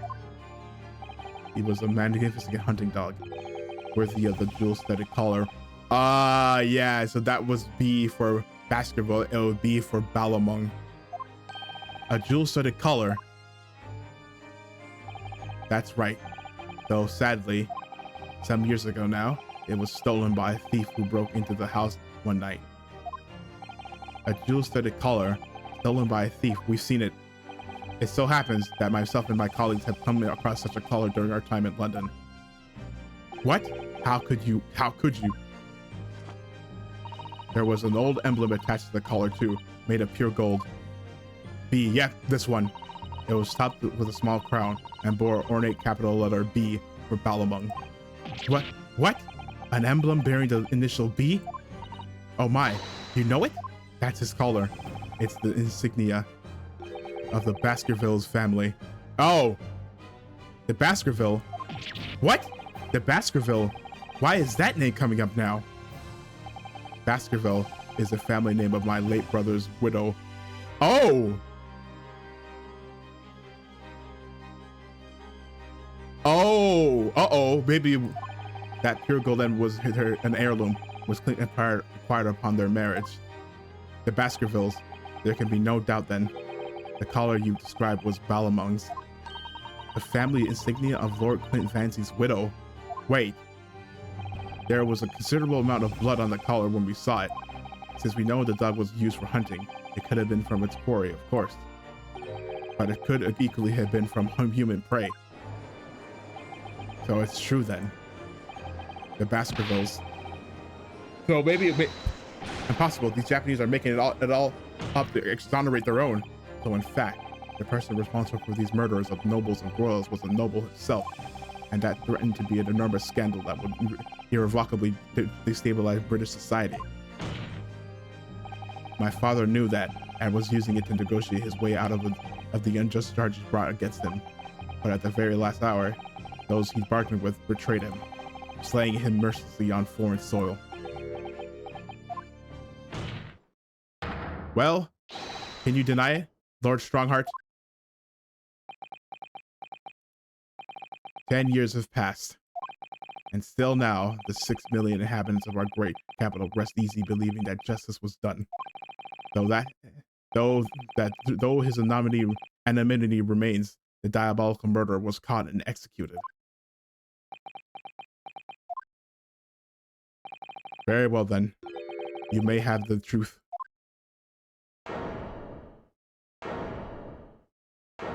What? Then tell me then. Tell me what Clint really was. Lord Clint Van Zieks was too pure of heart when he became a prosecutor. Ah, yeah, that's what it was. Yeah, that's what it was. He went after nobles, but you know the nobles he went after were all corrupt. So basically, when he wasn't finding the law to work out for him, he decided to take matters into his own hands. So he drove himself into a corner. He came to the uncomfortable realization that the law was powerless against the people at the top. That to fight the most fiendish of criminals requires one to become an even more fiendish oneself.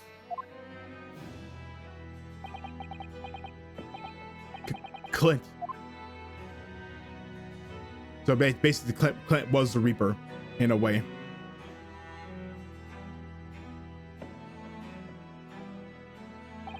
This 19th century was a truly miraculous 100 years of for Great Britain, and indeed the whole world. New industry, new technology, and with the birth of the Metropolitan Police Service, new law and order. But there was wait, hold on, when is it? But with the dazzling new development, even deeper shadows were cast on the society. Water sullied by factories, air thick with noxious fumes, and crime growing daily to fill the darkness. As the world modernizes, so do crime. Lord Clint Van Zieks made it his mission to combat that darkness. But as time went on, it slowly ate at his soul until eventually he was consumed. It's ironic, really, and somewhat surprising that the truth has once again been unearthed by a Japanese. Once again, what do you mean? Yeah, Genshin was a thing. Studying detectives, so he found out. 10 years ago, your father, Genshin Asogi, turned up at my office one night. I told him like it was Clint. The professor? Yes, beyond all shadow of doubt. And we must issue a warrant to search his home at once. Don't be absurd. The man comes from one of our country's most illustrious families. He is a paragon of justice here in the capital. Yes, that's the point. That's why none of you British can see it. He's using his noble status as a diversion whilst he commits these atrocious crimes behind the scenes. Oh, but do you have evidence? Nothing definitive as yet, but he keeps an enormous savage hound on the estate. We need the full support of the judiciary for this. We're up against a member of the aristocracy. So a large family estate has a fierce guard dog. You should know that's commonplace here in Britain. I'm sorry, but I can't possibly put Scotland Yard on this based on that continuous accusation of a visiting student. So that Genshin was what Clint did. He just took matters into his own hands, so I turned down Asogi's plea. As a result, he took it upon himself to visit the Van Zieks mansion on his own.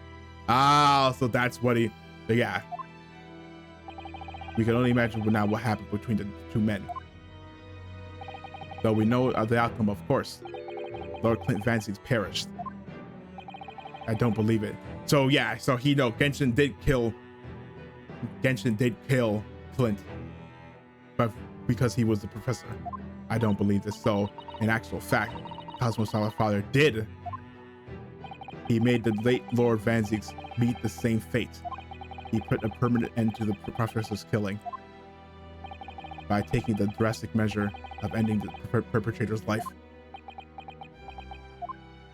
As soon as I hurried to the mansion. When I arrived, It was easy to grasp what had happened. And what about the will? The Soki must have already taken it. Nothing of that nature was found at the scene. We had no idea of the existence of such a document at that time.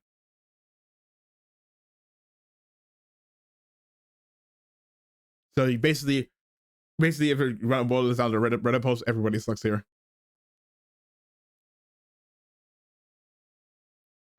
I was the only person who knew of the true identity of the professor. So I resolved to keep it a secret and to guard the secret to the bitter end. A secret he kept to his grave. So you were admitting to it, that you were behind it all. It was you then who pinned the crimes on my father. I did what needed to be done in order to protect the law and order of the British Empire, even if that meant employing an unforgivable ruse. Then it was you who arranged this fabricated evidence. I ordered that detective to take care of it, whilst keeping the truth from him naturally. Gregson. Obviously, he opposed me at first. Are you off your rocker? We can't do something like that. There's no question that it was Asogi who murdered Lord Vansley. Yeah, he did. That's what they should have got him on that. But he did. But people were probably, if he did. The house staff had made statements that they saw the man running from the mansion that night. Yes, well, I've no doubt it was that Japanese fella. But but you see, remember when he asked, remember when Cosmo asked him if he was professor, he just said, I have no doubt in my mind that he's guilty. Not that he was guilty to being professor, he just said that he's guilty. But we haven't got a shred of evidence against the man. And worse than that, he doesn't keep a dog. So we're short of a murder weapon to boot. And we're short on time, Gregson. Huh? So we must put a stop to this man's rampage for the good of the country. So we'll use whatever means necessary. Do I make myself clear, Detective? Blimey. Poor Blimey. Oh, brother. So that night 10 years ago, when I was attacked by those thugs in the black streets, and Genshin's ring was taken, that was him, was it? That was Gregson and some hired help? Then the detectives handed the stolen ring to Dr. Wilson, who feigned its discovery from the victim's stomach during that autopsy. And in the night of that decisive evidence, Mr. Asogi was found guilty of the charges brought against him. However, behind the scenes, he had actually already struck a deal with his accusers, in which he agreed to silently accept the charges. But I just don't believe that part. As far as I knew the man, my father despised his underhanded dealings. It was extremely easy to make him comply. You see, he had one crippling weakness. Oh, maybe they were going to throw the other two in with him. What weakness? His friends. Isn't it obvious? You, Cosmo Asogi. What? Me? Your son. Perhaps you have no desire to return to your homeland, Asogi. You'll never see what? You'll never see your son again, man. Though I hear you have a 14-year-old son. I agree to cooperate and accept your guilt without contention, and you will see Japan and your son again. You scoundrel! Whether you choose wisely or not is entirely up to you. It will be a closed trial by order of Her Majesty. So whatever you rash claims you might make in court, will have no trouble in stifling them. There's only one outcome from you, Asogi, the gallows.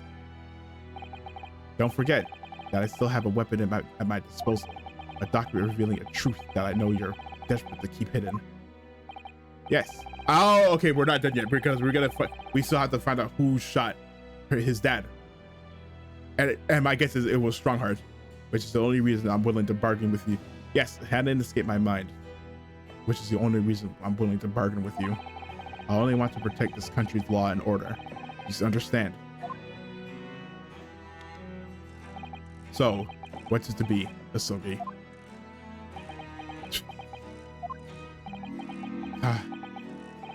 Kazuma.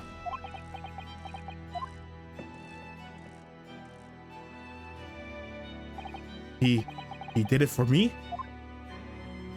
And as I told him at the time, my motive was simply to protect Britain from the damage that the truth would do. To protect this country's law and order at any cost. Objection. I've never dared to let myself even consider this possibility until now. But in the light of all this treachery, I have to ask. The mastermind behind the Reaper of the Bailey. It has to be you. Was it you, Lord Mail Strongheart? Yeah. Oh, yeah. A rather brilliant idea, wouldn't you say, Lord Barak Fansteaks? Holy, this guy just loves using people, huh? The spirit. That's the spirit of the spirit of your late brother, that paragon of justice, to return to reap justice for his sibling. Could there be a more appetizing tale for London's masses, I ask you? Holy, what brazen. I knew that you played a part to perfection, but your role really wasn't that of some embodiment of death. No, you were London's guardian angel. An angel with bloody hands? I think not. Those who had cooperated with me already were only too happy to participate in my plan. Inspector Gregson, Dr. Wilson. My minions worked tirelessly to ensure that the finger of guilt could never come to rest on you. It was all thanks to them that you were exalted as the demigod of the Reaper became. He never asked for that, but Dr. Wilson left Britain 4 years ago when he was invited to work in Japan. That's right. So I had to employ the services of his young protege after that. Oh! Dr. Courtney Sight. Oh, never mind. Dr. Sight? So what was the execution of the professor and the subsequent reign of the Reaper of the Bailey? I've successfully safeguarded law and order in our mighty capital for the past decade. That is everything. No. No. That's not everything. You're leaving out one part, which I mentioned before. He's leaving out the part like, who shot Genshin? That's not it.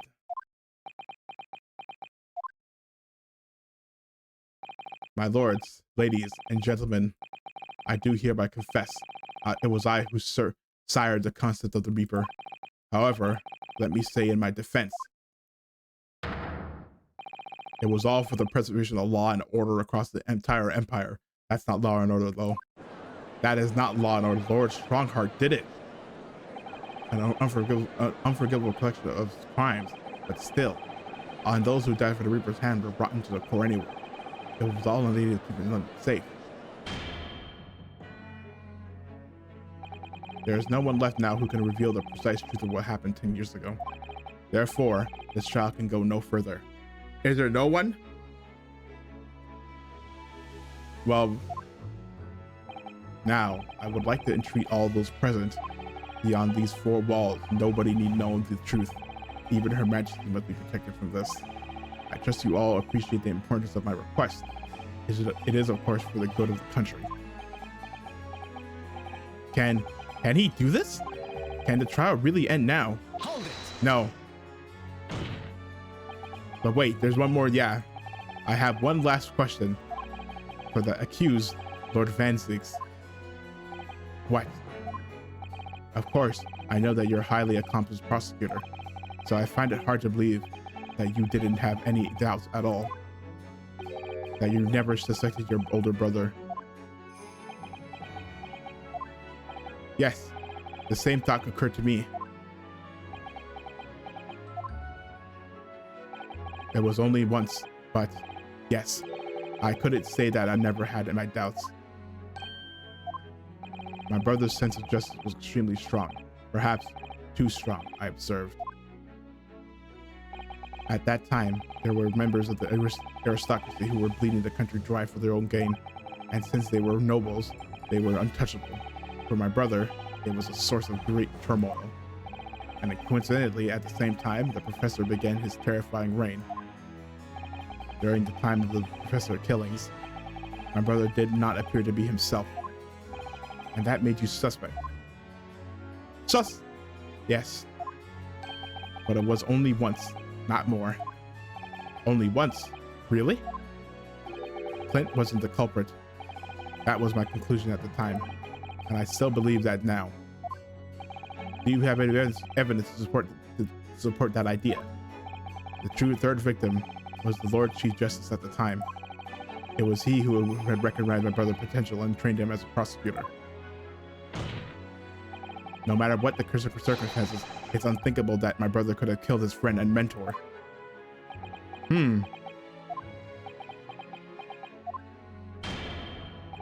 That will do. Hold on. Neither Clint Van Ziegs nor Genshin Asogi still walk this earth. However much we debate this matter now, we cannot hope to reach a conclusion. No, but there will. Maybe the will can. But there are only two exact pieces of evidence from the time.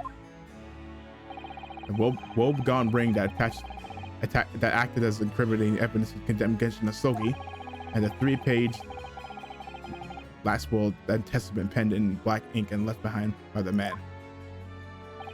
The wretched truth of what happened is exactly as I have explained.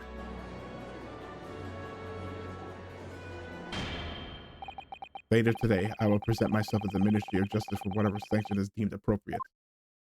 That is all. Court is adjourned. No. Hold on. Objection! There's still things that are not. Thank you, Kazuma. Me? If it wasn't for you, I wouldn't have made it this 11th hour discovery. What discovery? My lord, I'm afraid I must insist that the trial continues. I beg your pardon. As the court has been reminded today already, we must stop at nothing to uncover the whole truth. And to that end, one particular statement made by somebody in this courtroom moments ago revealed a very subtle contradiction. What contradiction? Uh-oh. But all I did was ask the court one simple question. Well, it began with Lord Van Ziegen's recollection about his brother, but Lord Strongheart didn't permit the defendant to speak at length. I merely pointed out that we can draw no further useful conclusions here. So where on earth is this contradiction? Maybe the third victim? None of them definitely just said something contradictory. Oh.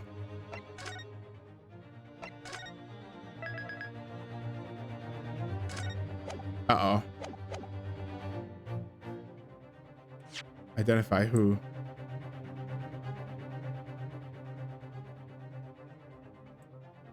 Yeah, bye.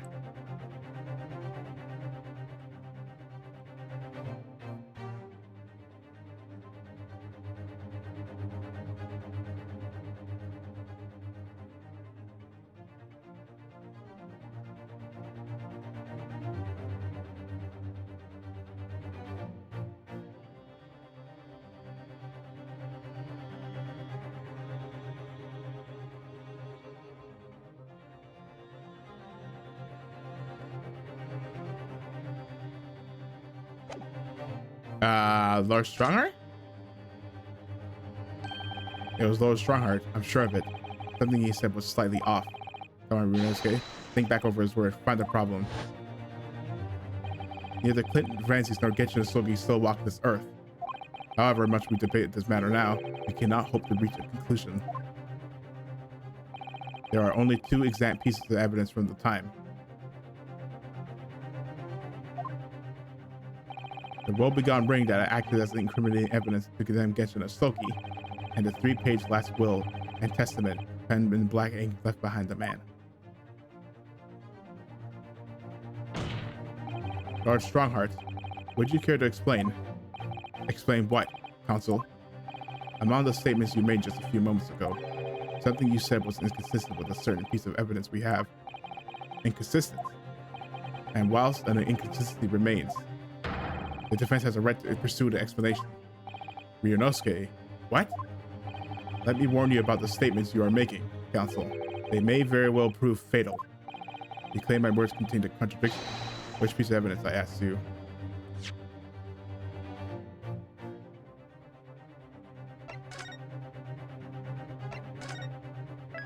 Ooh, hold on. It's him going.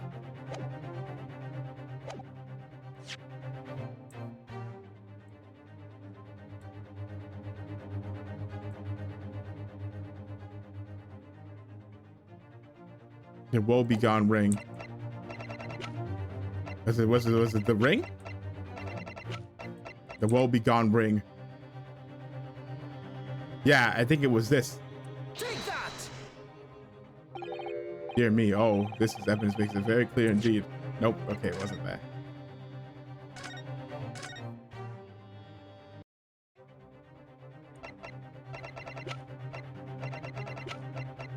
Maybe the sword, we have to use a sword yet. Take that! Nope, dear me, oh, this evidence makes it very clear indeed.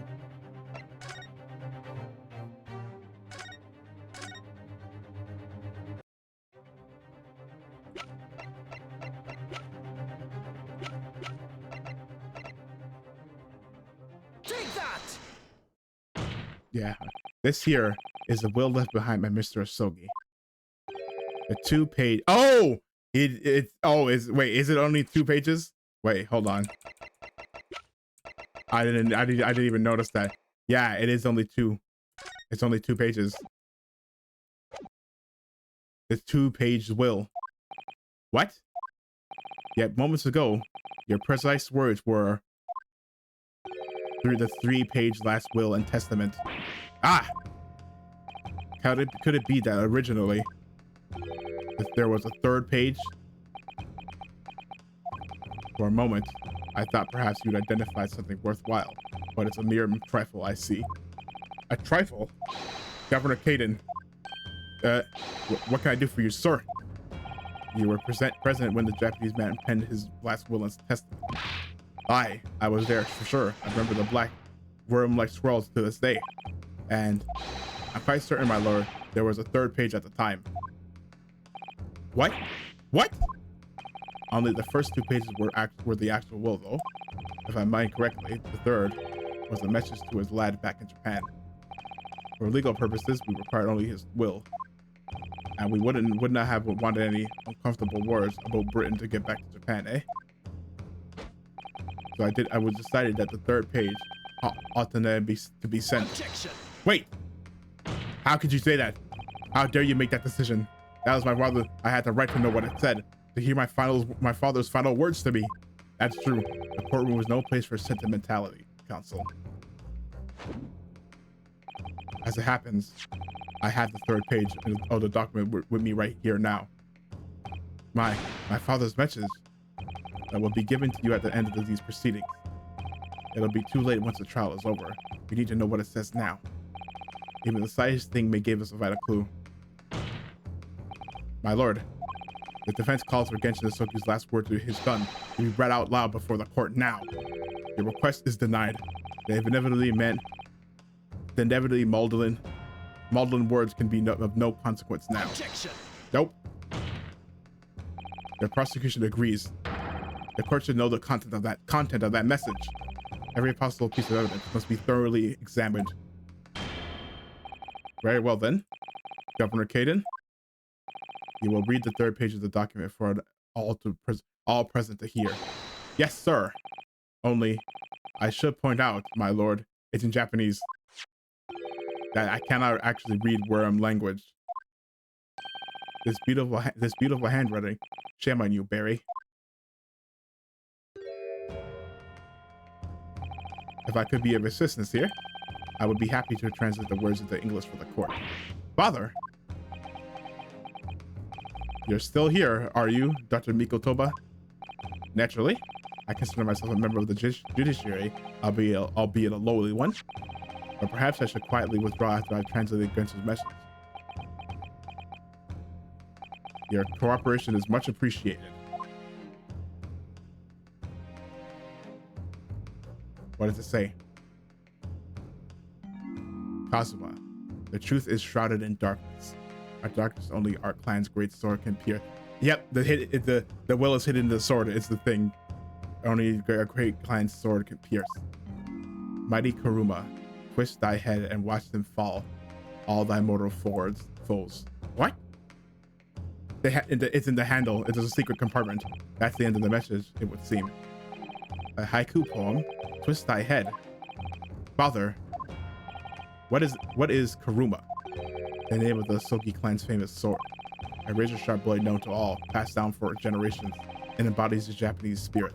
It's not known to me. It's a katana sword that was submitted as evidence early in these proceedings. The one worn by the prosecution counsel when he confronted Inspector Gregson. Third page to it. So, hold on. All these procrastinations are beginning to try my patience. Oh, no. Hold on. According to...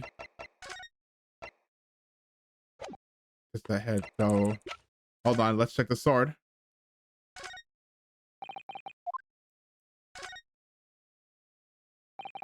Kuruma, the great blade. It's just a thing of beauty. I want to gaze on it for hours. And then...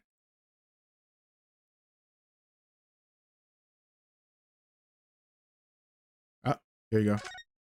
Now we can do that. I was trying to do... Mighty Kuruma, twist thy head and watch them fall. All thy mortal foes. That's the proper way to use a sword, is it? Maybe I should try it. It hurts my neck. That's the trouble. Mr. Naruhodo, if I might make a suggestion. I think perhaps it doesn't mean your head. Oh, I once studied his history and developed the katana some time ago. And as I'm sure you're probably aware, the sword's head is a part of the very end of the hilt. It's written as head in Japanese, but pronounced as kashira, I believe. Kashira. So vicious slings word really mean twist the butt of the hilt?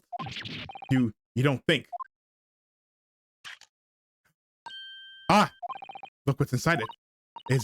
Is that a tightly wound sheet of parchment? The will.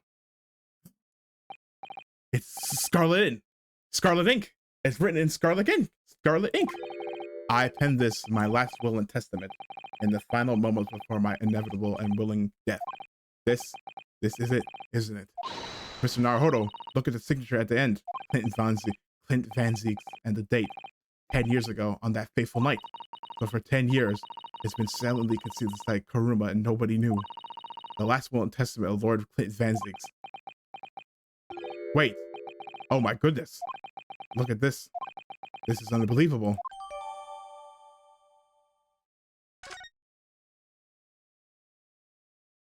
Hold on, what does it say?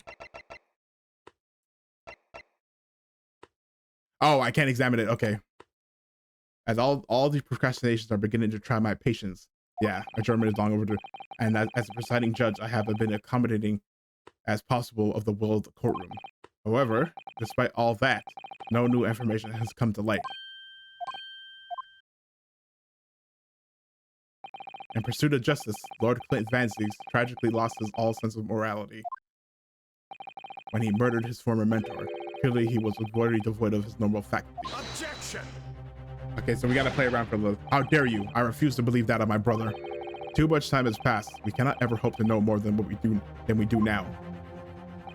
Especially since the alleged will that he penned in his final moments appeared to have been lost forever.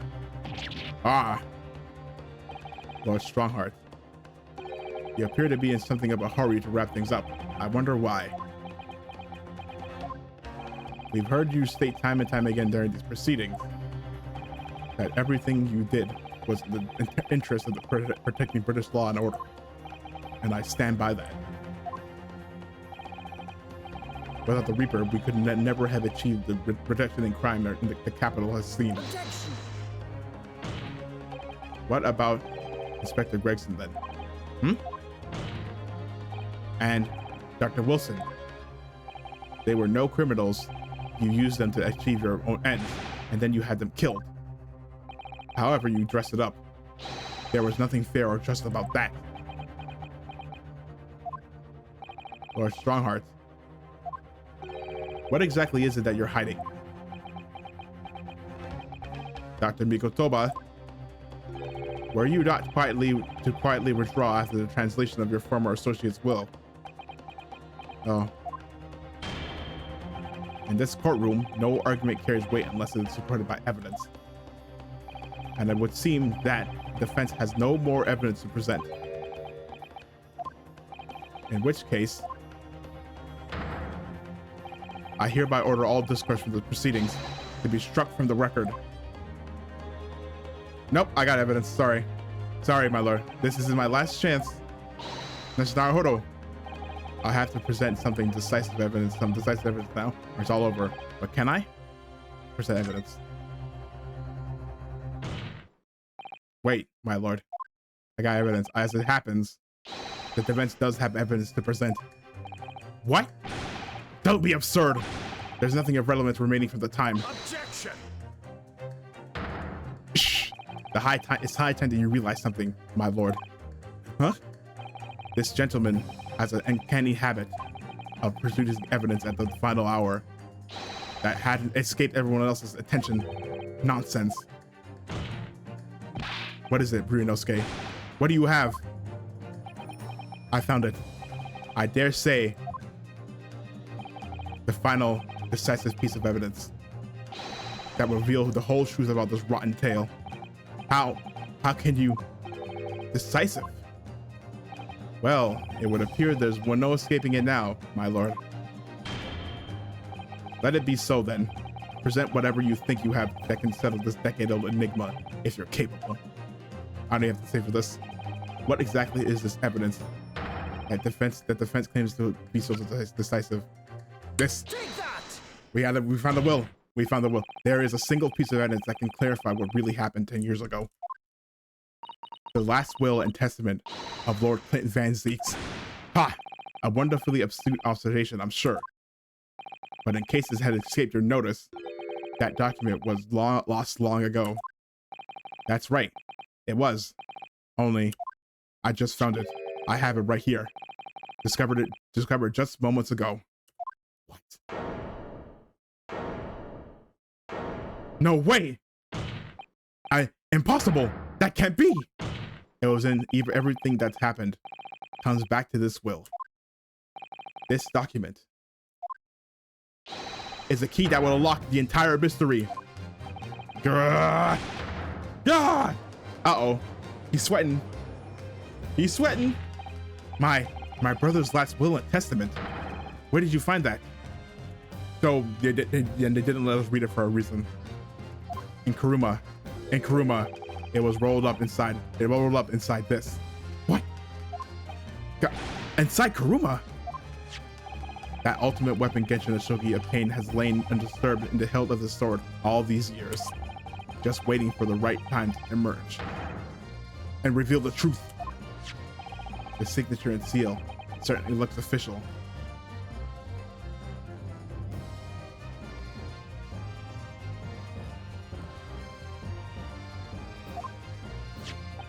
It is. My God, it's true. It's my brother's handwriting. There could be no mistake.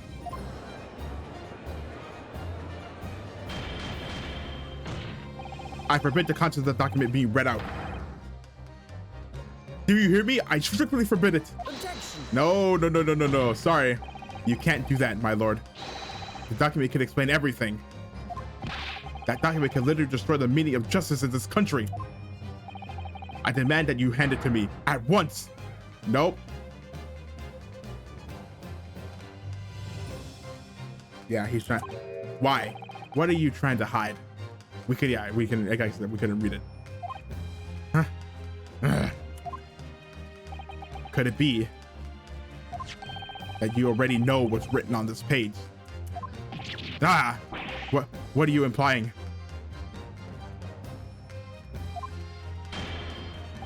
Court is adjourned with immediate effect. Clear the courtroom. Objection. Hold on, no. Do that, my lord, and you'll suffer a fatal blow as Lord Chief Justice. I beg your pardon? Forcibly ending a trial without good reason, and not any trial, a closed trial by order of Her Majesty the Queen. To defy the monarch's will is treason.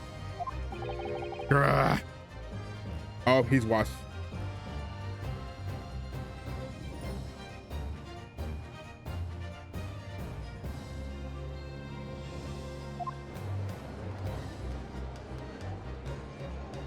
Uh-oh. Lord Clinton's fancies really did pen a will that day. It's exactly as the young Japanese man said. Read it out, now! We have a right to hear what's in that will, a right, and a duty. Well, well, my lord. It would rather appear as though proceedings aren't going to go quite as you'd hoped. You fools. Anime villain crash out. Go ahead, Rinosuke, read it. The prosecution gives its full support. Very well then. No, for God's sake. No!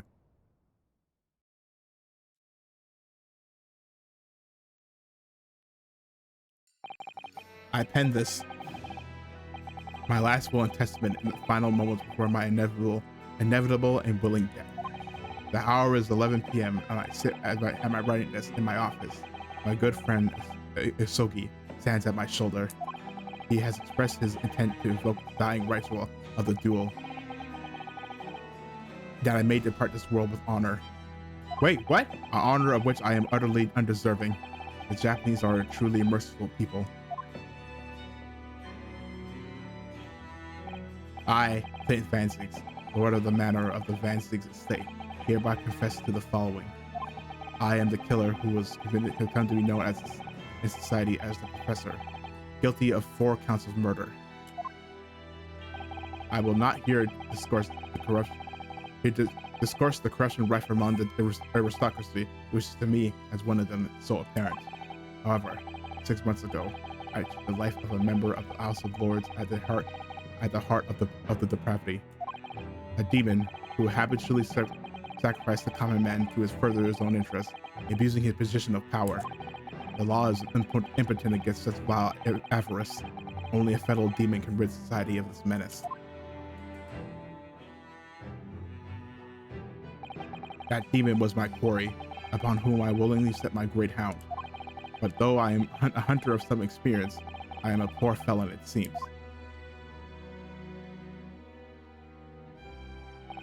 My guilt was at once recognized by another, and I became subject to his extortion. Oh! Oh, he was being extorted by Strongheart. He held over me the threat of exposing my wicked crime to my beloved wife and brother.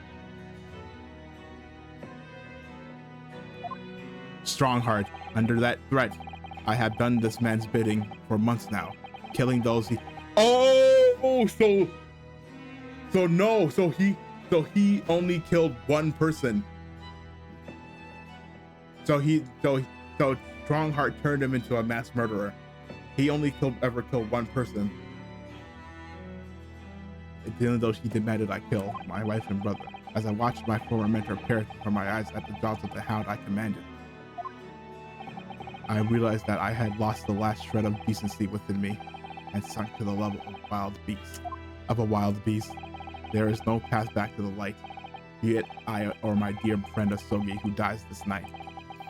Oh, so they had a duel to the death. I am eternally damned. Yeah. So basically, to my extortioner, male Strongheart, may you feel the jaws of the beast at your throat every time you swallow. So you... No, I don't believe it. Strongheart. So stronger. So now we know, yes, Clayton Van Ziggs was a murderer. But somebody was directing him and naming his victims, like the Reaper, his extortioner, Lord Male Strongheart. It was you! Lord Strongheart, a moment ago, you claimed that what the court has just heard could be destroyed justice in this country, but you weren't trying to protect justice at all. All you were trying to do was protect yourself, was conceal the secret of your true nature and the countless lives you sacrificed up until now. It just didn't make sense to me. At the third victim, the former Lord Chief Justice was my brother's benefactor and a man of lofty principles. As I said, Clint had no possible reason to kill the man. But you did, didn't you, Lord Strongheart? Yeah, because he would go on to take his position when he died, to eliminate the man who stood between you and the office you set your sights on. So you used your own hunting dog, Lord Clinton Van Ziggs, to take him down. It had to be done. Huh? London's unsavory shadows are deep, and the arm of the law fails to reach their depth. Crime must be cut off at the roots, but the Lord Chief Justice at the time couldn't see that. He was weak. Lofty principles, you say? Tantamount to cowardice, if you ask me. Which is why I took his place, in order to fight the crime he was allowing to spread like wildfire. How dare you, by murdering the man? The Reaper, the Professor, the name makes no difference, they're the same. Yeah, the Reaper and the Professor are the same thing. As I've explained countless times already, it was all done for the furtherance of law and order in London. Objection. How could you say that? Are you going to legitimize the murder of my father now, too? Ah, Genshin Isogi. Well, that was unfortunate. I had fully intended to send it back to Japan, as we'd agreed. I don't believe you. It was you, wasn't it? You killed him. No, it wasn't me who took your father's life. Then who? It was on the night following his mock execution. I went to Logate Cemetery at 3 in the morning with Jigoku. Oh, it was Jigoku. Judge Jigoku. There had to be a collaborator on the Japanese side to manage Isogi's treatment after his repatriation. Ah, yeah. So basically, them two were gonna, in the middle of the night, go back to Japan. Jigoku had fierce ambition and made him easy to manipulate. 10 years ago, after he stood trial for that destruction of the witness stand, I had words with him. When I told him the position of Minister of Foreign Affairs could be his, he couldn't agree fast enough. Oh man, Seishiro, you fool.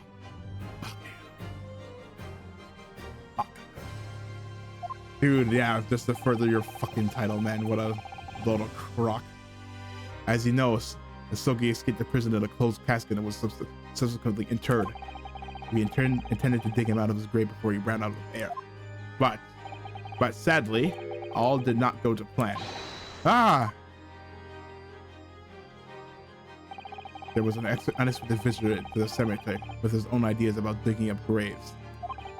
A man who was witnessed what nobody was supposed to see. An Enoch Drebber. Of course, I knew grave robbers frequented London's cemeteries, but that grave on that particular night. Blast! If people find out this convict wasn't really executed, the scandal will rock the very foundation of the empire. Then what do we do? Shoot him, Mr. Jigoku. Shoot Isogi at once. Why not just shoot Drebber? He can't live now that this happened. He has to go. What are you talking about? You had an agreement. You promised him he could return to Japan. Everything has changed now. If the truth got out because of this, both of us would be finished forever. Come on, Jigoku, do it. Pull the trigger. Shoot! Man, the judge is dirty in this game, man. Jigoku shot Isogi from the shadows. The grave robber was so close, the blood sprayed over his coat. He fled as fast as his leg would carry him. Then Jigoku and I put Isogi's body back in the grave from which he just emerged. Then it was, Jigoku, how... He looked Kazuma in the eye and said, "Yeah, I knew your father. He died of sickness. You fucking." When I later learned of the waxwork model's presence at the scene as well, I made her swear to two things: never to remove the professor's mask, and never to speak of the events that night. And with that, the secret was buried along with Isogi's corpse. So now you know what really happened in Logate Cemetery that night.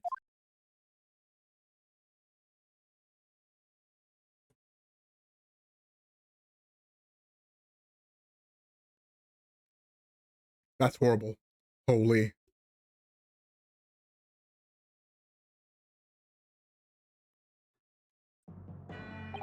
It was Jigoku, your Japanese acquaintance, who killed Isogi in the end, you see. He claimed to be the man's friend, but when push came to shove, he pulled the trigger. Just before Mr. Jigoku left the courtroom earlier, he said that the assassination proposal was a demand from his British counterpart, not a request. So you coerced them too, using what happened in the graveyard. By that time, Jijuku was the Minister of Foreign Affairs negotiating international treaties with Britain. You can imagine what would have happened if it came to light he'd murdered a compatriot 10 years earlier. He would have lost everything. I merely reminded him of that. How do you sleep at night? Yeah, like a demon, literal demon. These past 10 years, I've fought tirelessly with the darker recesses of London's criminal underworld, and I've used whatever means necessary to ensure that justice prevails and law and order reigns supreme. That couldn't be further from the truth. The fact is, you haven't fought crime at all. How dare you? I saved Clinton Van Zieks from dishonor in his death. Objection. You created dishonor. Well, whilst behind the scenes, you systematically buried anyone who stood in your way. And then, you made my father take the blame. It was unavoidable. The only way to protect our justice system and the public order. Let's not forget the others you had killed as well. Setting the defendant up as the Reaper to cover up the truth behind the murders of countless more. That's enough! Do you have any idea of the conniving that led to the acquittals of those wretched criminals? We have to fight fire with fire. Our courts can't function without a Reaper. Can't you see it? All I've done for this country, this has been my struggle. Objection. You've done nothing. If Lord Van Zieks is here, who worked tirelessly and justly in court, whilst enduring the disgrace of the Reaper's name. And Inspector Gregson, brought what angers for having sullied his hand through a desire to do the right thing. Not to mention Genshin Asogi, who risked his life going in pursuit of the truth you tried to hide. No, the darker recesses of the London underworld were largely filled by you. You little. When will you get it through your stick skulls? That it was all for the queen and country? I'm tiring of that excuse. You've consistently twisted the truth for bargaining power to make others do your bidding. Nothing more. Yeah, you literally just use it to further your own pursuits. That's not justice, brother. People who willingly twist the truth and coerce others have no right to call themselves part of the judiciary. You're no better than a criminal. It's strongly suggest you don't ever talk about justice again.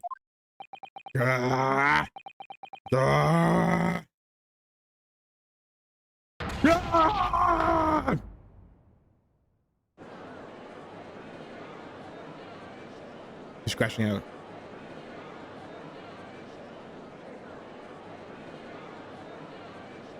Oh.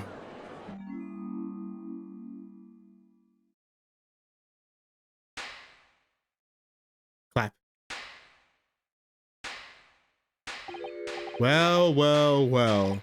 Dear me, my good fellows, dear me. A well-deserved round of applause, I think, for quite a marvelous performance. What are you talking about? Those delightfully grave expressions, the beautifully pronounced Queen's English.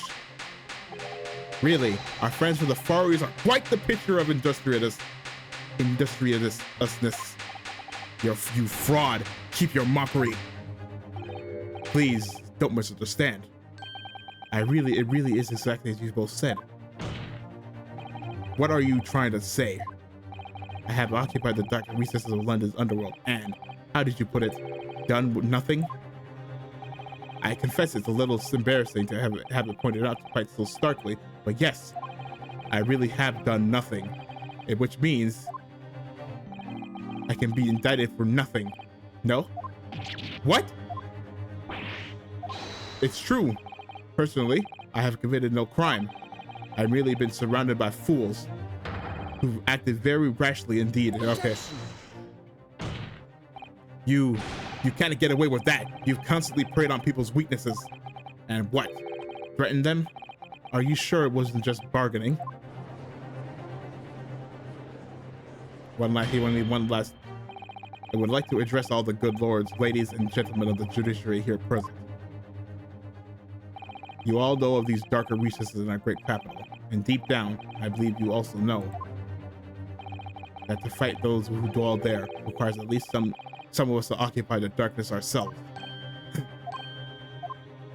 So let me appeal to your good sense now.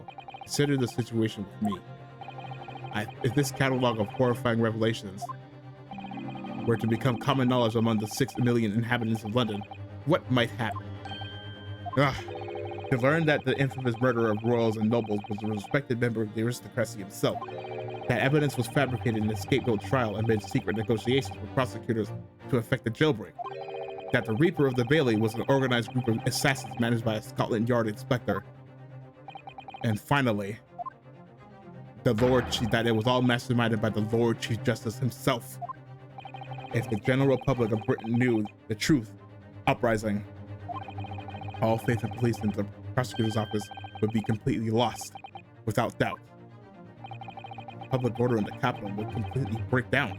We'd be cast back into the lawless days of the last century, precisely as it was 100 years ago, when 1 in 10 of the population were criminals. To think that what we've accomplished here since then, a public policing force, a comprehensive set of laws. And if we want to continue to protect this new era of law and order, I say again, we must at times occupy the darkness ourselves. Okay, my voice is going out now.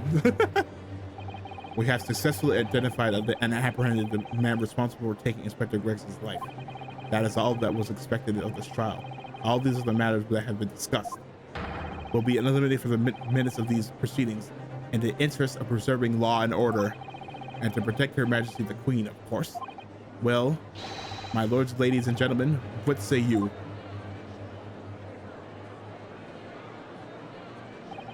He has a point. The things Lord Strongheart has done are quite unforgivable.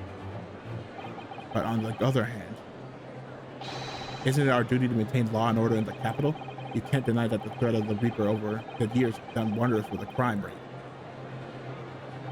And by fair means for foul. That's all thanks to Lord Strongheart. Dude, the jet masses are run-wash masses. Are you hearing this? This is the will of the British judiciary? Dead country. Throw it. He's gonna silence them. For your rousing response, friends, I express my heartfelt gratitude. Therefore, in accordance with the overwhelming wishes of the court, the record shall be erased. You have to respect the man's ability to turn a situation to his favor. Lord Strongheart really is a master of manipulation. He had conclusively proven his guilt, yet still he managed to evade justice. I just don't know what we can do. Ryunosuke, it looks like the trial really is going to come to an end now. I'm almost out of options, I think. There's really only one path left open to me.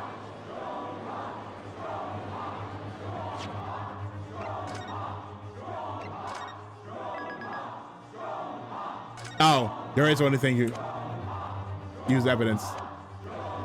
Use evidence. There's one piece of thing we can use. Yes, as I know only too well, the only thing that can carry any weight in the court is evidence. It's hard evidence. But Mr. Naruhodo, what evidence is there to use at this stage in the trial? I have an idea. I don't know whether anything will come of it, but if there was ever a time for using this particular item we have among the evidence, it's now. Yeah. Remember he said, and if we feel like we're out of options, we could use, we were to use this. Take that! Oh my. Yes, Mr. Sholmes asked if you had that with you earlier. We've exposed all of Lord Strongheart's wrongdoings now. I've no doubt that Mr. Sholmes has already deduced exactly how the truth would unfurl. So I think it must be time for the great detective to take the center stage, don't you? Yes, absolutely. Let's take the hair by the ears then, and heave. All right, here it goes. Heave! Ouch! Ow, ow, ow, ow, ow, ow, ow, ow, ow. My dear fellows, must I remind you every time, a gentle tug will suffice. Mr. Sholmes, you're looking in quite the wrong direction, Mr. Naruhodo, because I'm over here. Ah! Mr. Naruhodo, he's... Whoa! Wait, what? It's Mr. in a hologram? It's Mr. Sholmes. Wait, what is he? Why is he in a hologram? How? I wasn't expecting you back, Sholmes. Delighted to be here again, Lord Strongheart. What? What is the meaning of this? Bailiff, seize him. Put the man in irons. This is a closed court. You have been warned once already, man. Go ahead. What the? We can't get hold of him, my lord. We just go right through him. The Macarena. Macarena. Okay, he's going crazy. Yeah. I'm afraid your efforts are wasted. You see, the great detective you see before you is composed entirely of light and shadow, an image, if you will. Ah, Mr. Naruhodo, I must congratulate you on your fine deductions. Mr. Sholmes, what on earth is? Are you familiar, I wonder, with the invention known as a telephone? Well, yes, I hear that some public telephones have been installed recently in Tokyo. The sound of the speaker's voice is converted into an electrical signal and transmitted instantly to another place. Quite. Sounds are transmitted, so could not images keep them company, I mused? Oh, wow, you're like,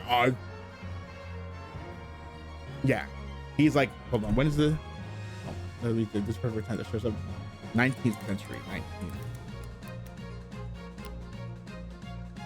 Yeah, 19th century, 1801 to 1900. So, yo, he's like 200 years early on that.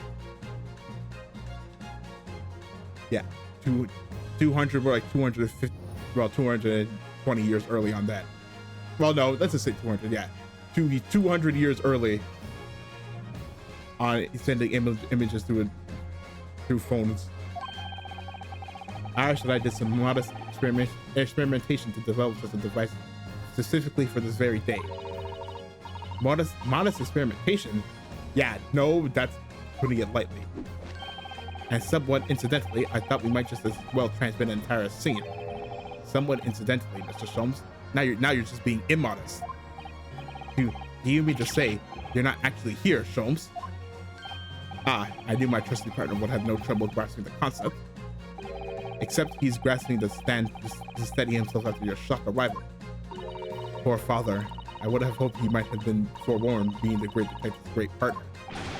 Leave my courtroom at once. Get out, or I swear to you.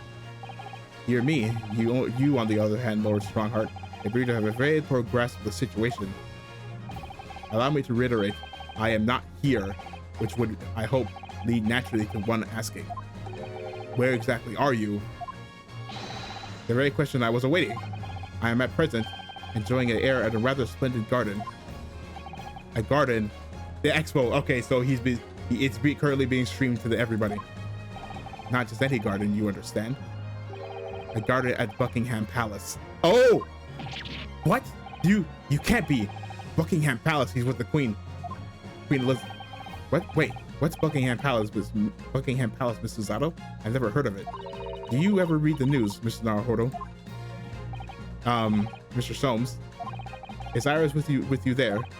Ah, well, now, Iris is currently enjoying some tea with the Queen, with Her Majesty. Her Majesty!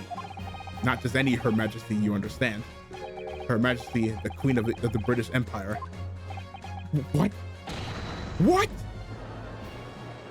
Uh-oh, he's cooked. What on earth is all this about? Buckingham Palace is Her Majesty the Queen's residence in London, Mr. Naruhodo. Is that it's gonna be Iris's part of royalty? I wonder. Order in court. I demand immediate silence. Her Majesty the Queen. You can't be. I mean, no. This is some sort of unforgivable, distasteful trickery by the third-rate detective. That's all. Unforgivably distasteful trickery. What an apt description. A closed court session attended by the elite members of the judiciary is a rare event. I presume that Her Majesty would be more than a little curious about the proceedings. So, I decided to show her everything, from start to finish. Huh? You showed her? Indeed.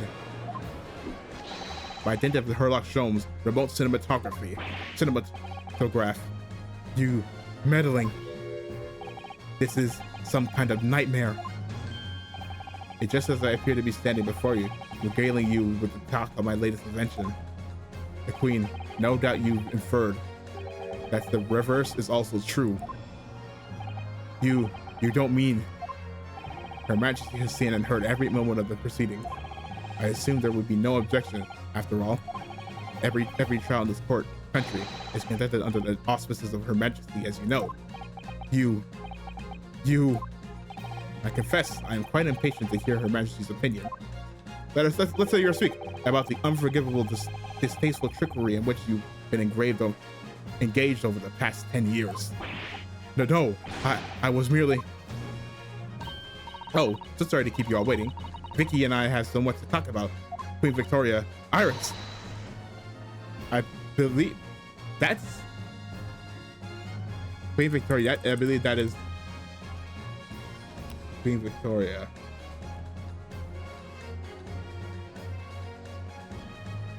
I believe that is thing.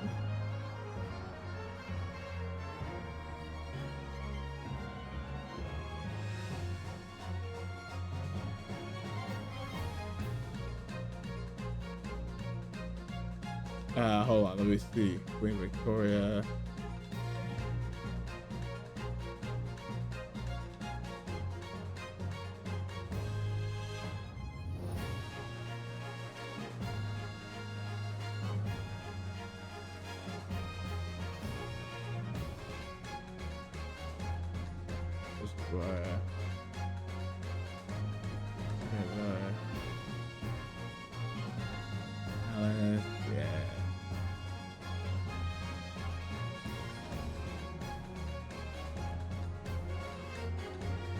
Let's see.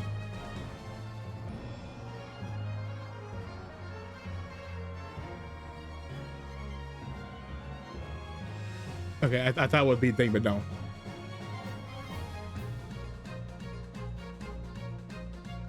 Okay, never mind. Okay, I'll tell that. Like, oh, was that related to Queen Elizabeth? No, it's not. Not that I can see, but Iris, there you are. In fact, I have a little message here from Her Majesty. A message.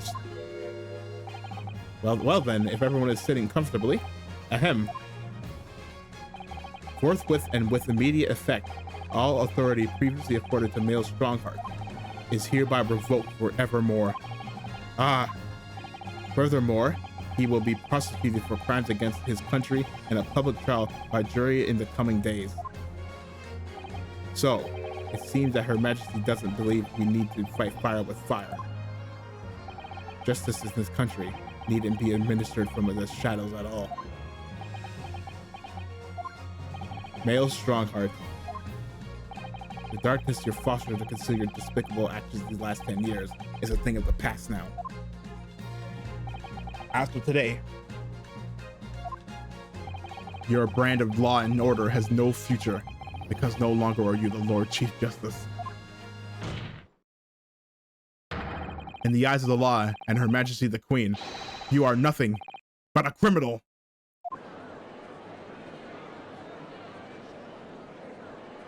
Crash out, crash out, crash out. Adjourned, adjourned, adjourned, adjourned. I'm not saying, go to the adjourned.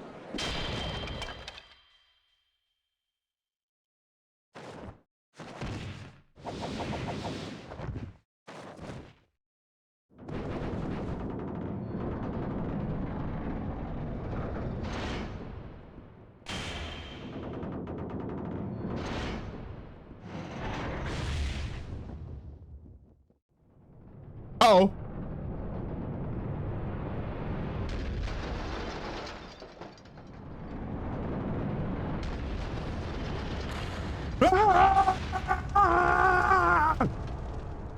That's okay. That's pretty metal.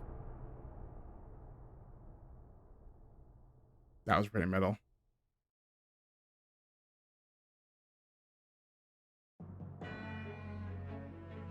Oh, you looking not looking so hot, brother. Lord Clinton Van Seeks left a will in which he confessed to everything. That's it. That's evidence. When those words came out of Asogi's mouth, it deranged me completely. I must do everything in my power. Anything and everything in my power to contain the situation. But I couldn't find the damn document. I searched his cell, but it wasn't there. Precipitated the jailbreak plot, I presume. What do you mean? So yeah, the jailbreak came after the fact. The need to obtain that will was all-consuming. I was sure that if I facilitated a Sogi escape, he would emerge with the will somewhere on his person. But despite searching his limp body in the cemetery that night, it still eluded me. The sword never even crossed my mind that it was concealed in the sword's hilt. If he could read Japanese.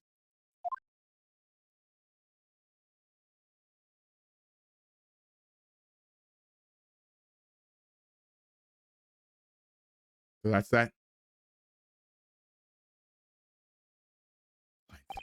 What pains me now is that my brother left this world without a word to me. I'm sorry, Lord Van Zieks. In point of fact, I think perhaps that isn't the case. Sorry? How can that be? How can that be? There is more to his last will and testament. What? Oh, he's left more? As I confront the prospect of my demise, I feel bitter regret for my younger brother. Tharok, you have always looked up to me, and now you follow in my footsteps to become a prosecutor. It is my fervent wish that my unspeakable deeds should not hinder your advancement. I ask not for understanding, for none could understand my depravity. I ask only for forgiveness. I don't ask you to understand, but only your forgiveness. Asogi is a fine detective and a hunter worthy of respect. He has agreed to honor my final two wishes. The first is that this document survives. The second, I cannot commit to paper. I have confessed my sins to my wife. May she find resolution in my death. With my eternal gratitude to my Japanese friend, I rest my quill. Clint Van Zieks. So she knew? Did she know? Clint.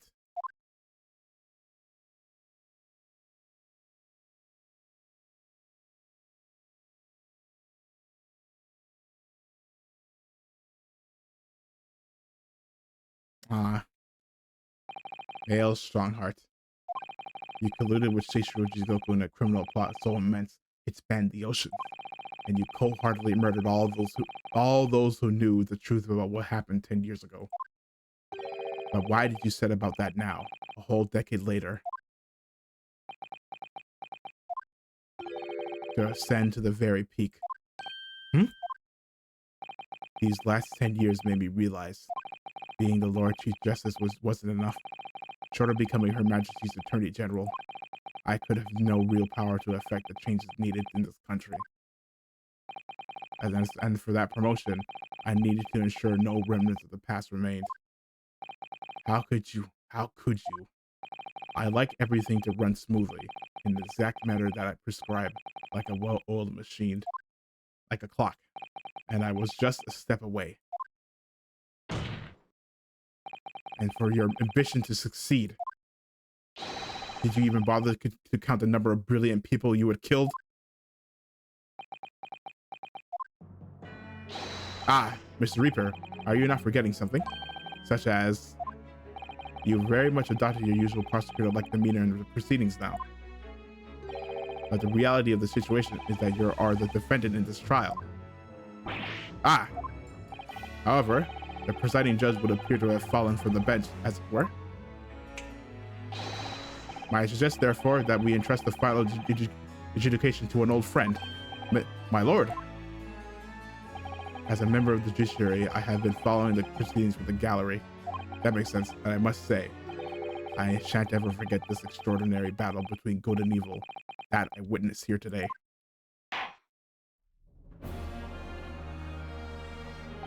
The darkness that has blighted justice in our land these past 10 years has at last been dispelled, thanks in no small part to the efforts of a bright young star from the east. The Defense Counsel Naruhodo. Yes, my lord. On behalf of everyone here present in the Old Bailey, I give you my heartfelt thanks. You're too kind, my lord. The first time I faced you in court, just under a year ago now, I had the faintest of intimations that if British justice so warped and twisted over its long history was finally to no change, this might just be the man to do it. What? What? But at the time, I wouldn't allow myself to acknowledge the possibility. I couldn't overcome my hatred of the Japanese after the circumstances of my brother's death. Mr. Naruhodo, allow me to apologize for countless discourtesies on my part. You are a lawyer of boundless talent. Whoa! Oh, Lord Francis. Wait. When I first arrived in Great Britain, I was literally a nobody, certainly not a lawyer. The truth is, my fortunes have been entirely made by the miraculous people I've met. My best friend, Kazuma Asogi, who led me here to Britain in the first place.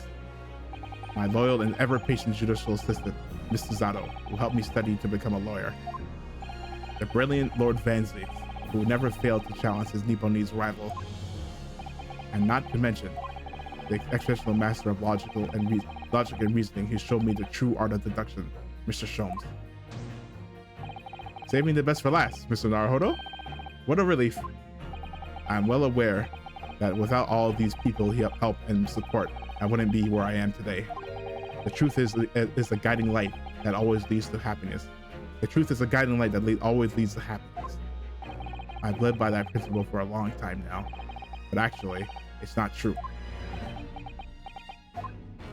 The truth can also cause great pain, sometimes even leave people on the brink of despair. And for that reason, there are those who feel the need to hide the truth, who do it instinctively even. But as soon as we allow our eyes to settle on something other than the truth, the darkness takes hold. And from there, it grows until eventually it makes us blind to the guiding light of the truth altogether. So that's why it's my belief that we must all resolve never to avert our eyes from what is just and true. Don't reach out to the truth, never avert your gaze, so that we can continue to walk the straight and narrow path ahead. Eloquently put, Mr. Naruhodo.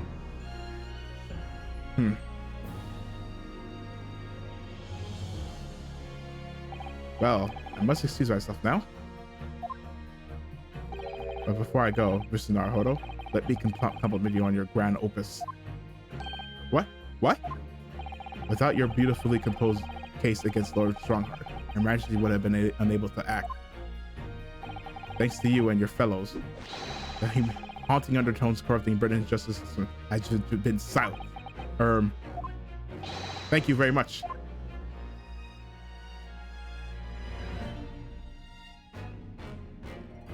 Well, so, until our paths cross again somewhere. Whew. Well then. It would appear that this long trial has finally come to an end. My apologies for any anxiety caused, my lord. No. I'm quite sure we shall meet again here in the courtroom before long, Prosecutor Baron Van Zee. In conclusion of these proceedings, I hereby declare the defendant, Baron Van Zee, not guilty. We did it! Yay! We did it! Woo! We did it! And that's it. That was the last trial. Time for the epilogue. That is all. Court is adjourned. Ooh, what a day this was. Oh my god. And then like, wow, going to sleep tonight will be insane.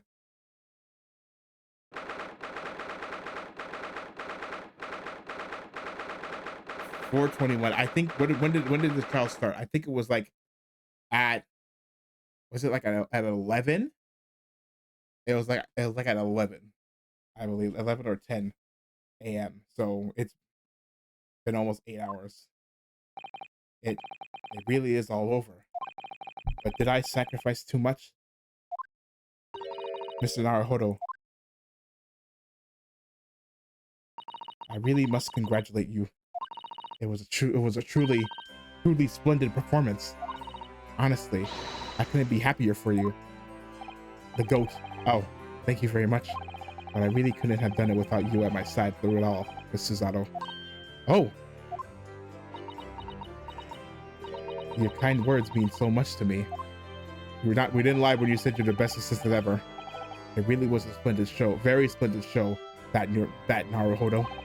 I'd have thought you'd be smiling from ear to ear, but you look rather glum. Well, of course I'm delighted about the verdict, but in exposing the truth, I'm afraid I've caused my client a great deal of pain. I'm really not sure that's what a lawyer ought to be doing. Oh well, in that case, I'm quite sure that when you see Lord Vanzig's smiling face, everything will seem much better. He's not smiling at all. Yeah. Yep, that's what I figured. Oh, never mind. Miss Susato, everything seems worse. He has a face like thunder. Oh dear. I really shouldn't have presumed. Mr. Naruhodo. Yes? Almost a year it's been now since I first encountered you here in this very courthouse.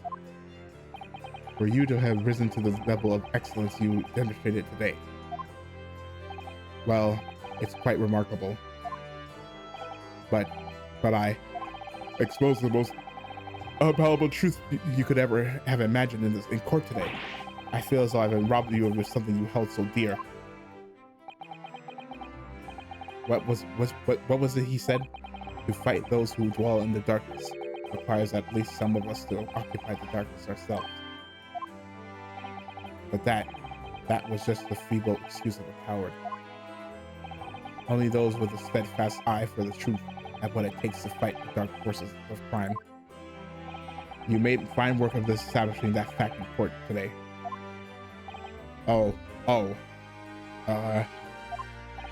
Well, thank you.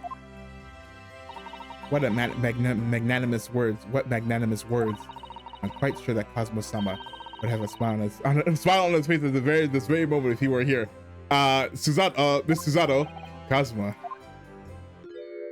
Miss Susato, that's 0 for 2. Miss Susato, 0 for 2. There's another face like thunder here. Oh, brother. Oh, my. And he really was here. Lord Vanzix. Allow me to congratulate you on your acquittal. Congratulate me?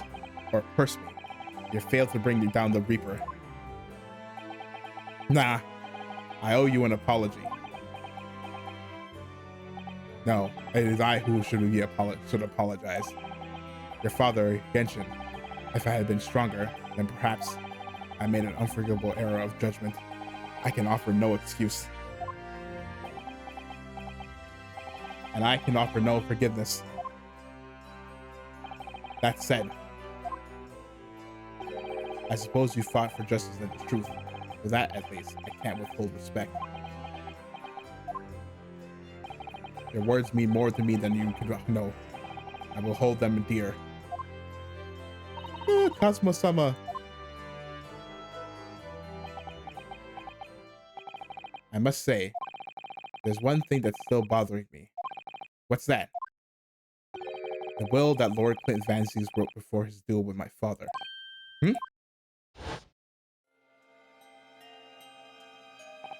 Esogi is a fine detective and a hunter worthy of respect. He has agreed to honor my final 2 wishes. The first is that this document survives.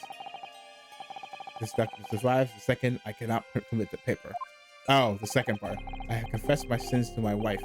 May she find resolution in my death. With my eternal gratitude to my Japanese friend, I rest like quill. Bent Vanzix.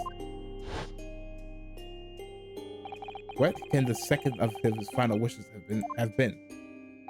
That your father agreed to honor. You mean? I think perhaps, Mikotoba, it was a dude. I might be able to shed some light on that. What? Father? I was 10 years ago As you know, the day before the execution was scheduled, I went to the prison to say my farewells to Genshin. But like, Genshin, is this really?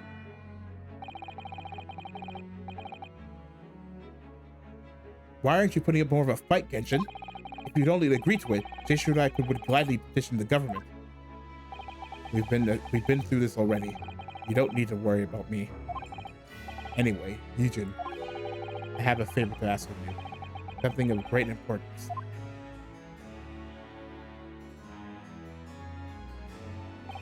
You're one of my greatest friends, Genshin.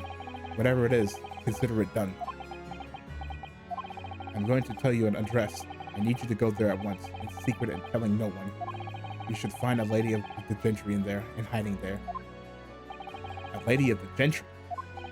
She's not in a good way, and she's with a child. The birth is imminent. Oh! Wait, is that Iris? Wait, is Iris Clinton things? Is a Baskerville? Is that what?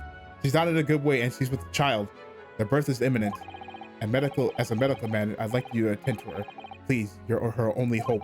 By any chance, is the child yours, Genshin? Don't be daft. It's a favor that was asked of me by a man I knew, as his dying wish. Oh, yeah, Iris. So the Reaper. So Barak is Iris's uncle. I swore to this man that I would help, that I would do whatever I could for his wife and his unborn child. But if something should happen to me, I need to ask you that same favor. You're the only person I know that I can truly rely on. What did you say? If something should happen to you, tomorrow night, you're going to be.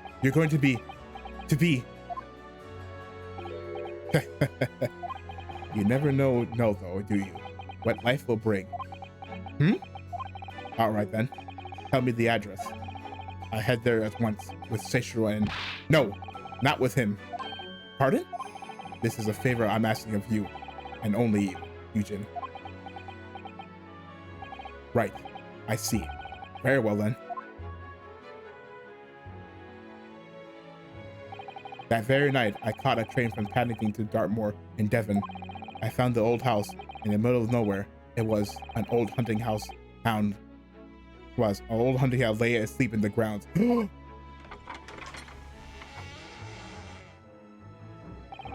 poor woman was on the floor, at the back of a darkened room. She was in mortal danger. I broke her waters to precipitate the labor before she weakened further, but it was a tortuous birth.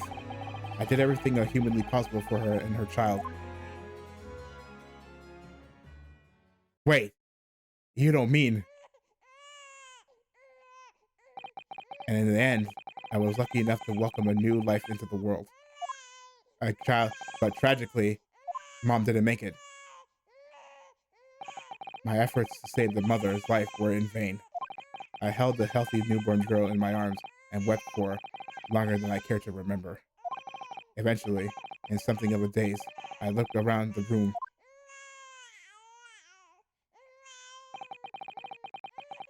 There was precious little in it, but an old travel caught my eye. I had clearly been well looked after over the years, made of top quality leather with fine stitching. But it was when I saw the emblem on the side of it that everything dropped into place. B, Baskerville. So it was a B. B for Baskerville. So Iris. Oh, Baskerville. You mean the woman was the wife of Lord Clinton Van Zeeks? That's right. The newborn was his daughter. Wait, but that makes no sense. Why on earth wouldn't Clinton have entrusted the child to my care in that case? I was completely unaware that he even had a daughter. Wait, I suppose he didn't really have any choice. What? Well, your brother said that he'd confessed everything to his wife, so he must have been beside herself with worry for her child. If the true identity of the professor were ever to be made public, the girl would be forever branded as the daughter of the infamous mass murderer. Ah! So the only solution was to distance the young girl from the Van Ziek's family as much as possible. I don't believe it. I imagine that in his final hour, Lord Clint Van Zieks made the obvious choice. He would have thought to himself, this Japanese man here is someone I can trust. I honored my promise to Genshin, and of course. However, only a month later, I was summoned back to Japan, and without disclosing the parentage of the child, I couldn't obtain permission to take her with me. Oh, how awful. I was completely at a loss. In the end, I had to ask my great friend, Iris's... I asked him if he would be a father to her. Wait, that being Mr. Sholmes, I presume? Yes. Oh, he took one look into my eyes and agreed to it on the spot. Mr. Sholmes, he has a heart of gold. Wait, really? All of it can be said that I did it for the child. Was to give her a name. Oh? When I'd come to Britain, I was trying to escape from the grief of losing my darling wife. Ah, so it was her name that I gave to the little girl. Your wife's name, Professor Mikotoba, in other words, is Iris. Iris. The name of my mother is Iris. Ayame Mikotoba, which means Iris. Oh. Ayame, yeah, it means Iris. Yep, that's right. Ayame. Or in English, Iris. Iris? I had no idea. Ouch! Mr. Naruhodo, what's wrong? This little thing just pinched me out behind the trouser pocket. Hard! Ah, my dear fellows, can you hear me? Mr. Sholmes, is that you? Ow! Ouch! Yes, we can hear you. You see what excessive tugging can do. Let that be a lesson to you. Yeah, I guess it's only fair. Mr. Sholmes, we weren't able to thank you properly before, but you were simply marvelous. Your checkmate move was a stroke of genius. Indeed it was, wasn't it? I surpassed myself, I feel. It had become apparent to me that to stop the Lord Chief of Injustice would require such measures. Bruno, Susie. Oh, Iris. Yeah. Oh, I'm so pleased. What a wonderful outcome. I mentioned to Queen Victi and she said she thought my special blend was delicious. Oh, I'm sure she did. After all, no one brews a more delicious tea than you do, Iris. Let's have a party to celebrate. And Mr. Reaper, you simply must come too. What? I'm afraid I couldn't. The Reaper of the Bailey, flustered by a 10-year-old girl again. Well, that 10-year-old, his niece. No, really? Oh, poo. But I give you my word that I shall present myself at your residence in the near future to express my gratitude. Oh, how lovely. You promise? You promise now. I won't let you forget. Bye for now then. All right, Iris. Thank you for all your help earlier. Oh, that was nothing. Just come back home soon. So, ouch! One final pinch goodbye, was it? So there we have the answer. So Iris is the daughter of Clint. Well, I think I ought to be leaving. Lord Van Zieks, would you care to accompany me? Certainly. Mr. Naruhodo, allow me once again to express my deep gratitude to you. I believe you saved my life.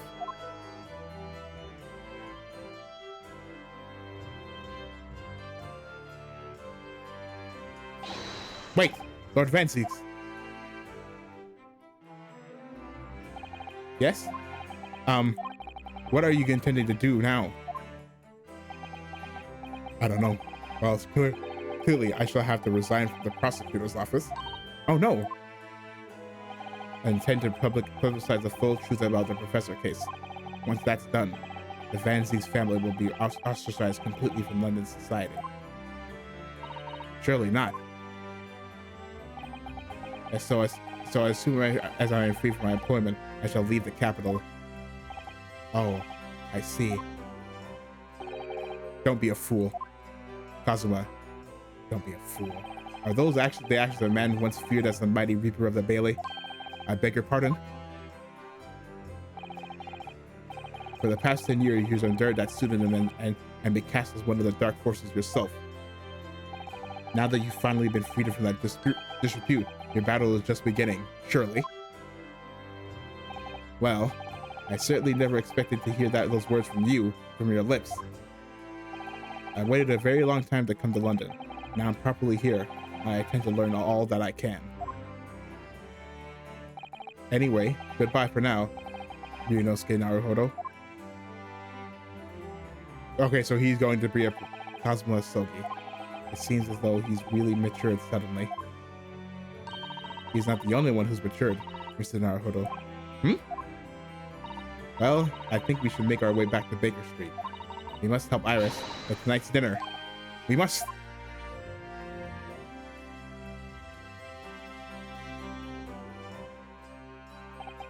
It was then that I came to an important decision about my future.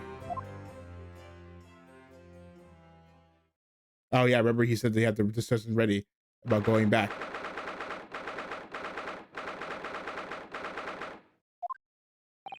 I'm home. Oh. Ah! About time you got here. We've been waiting ages, Odo. What are you doing with that colorful piece of history? It's a party, isn't it? It's gotta go off with a bang. I mean, fireworks, ideally. But when you ain't got fire, smoke's the next best thing, ain't it? There's a girl on Fresno Street who could help you with that, I think. Right. I'll remember that. You don't have to reload that thing every time I speak. You really must hear this. It's quite the most extraordinary thing. I assure you, it will defy your expectations. Take down every detail now, Mikotoba. Ah, the world-famous great detective regaling his partner with the tale of his adventure. A sight to behold. Would you care to hazard a guess? Where do you suppose the fiendish runaway had concealed himself? Would you believe? Inside the trunk I found abandoned in his cabin. Yeah, I was there. I would believe it. Yes, because I was there. So I say, Mikotoba, I detect not a hint of surprise. Yeah, because I was there. Sholmes, I wonder why that is. Maybe because I was there at the scene as well. Sholmes. No, what? You were? Why the deuce did you say so before? Not quite the sight I was expecting to behold, but still, it's hard not to feel privileged to see it. Hello, Mr. Sholmes, Professor Mikotoba. I'm finally back from the Bailey. Oh, I just know this is like the VR. And not a moment too soon. Peace prepared by Iris and Miss Susato awaits. I must say, I haven't seen Susato looking so happy in a very long time. Ah, Bruno. There you are. Dinner's on the table, everyone. Please do come and take a seat. Time to fill me boots. Huh?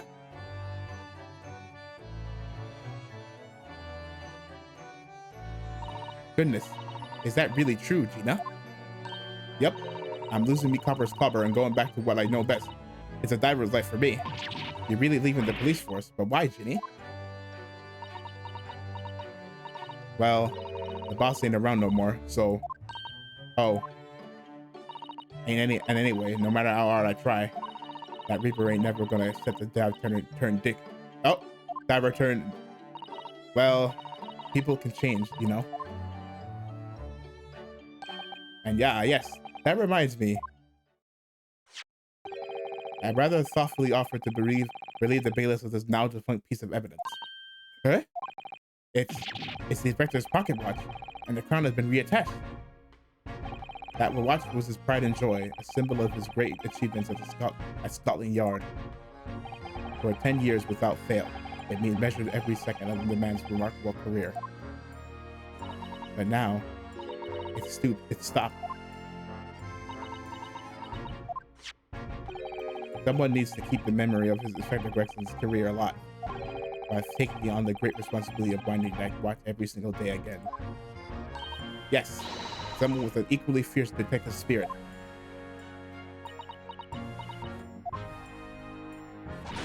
It's gotta be me.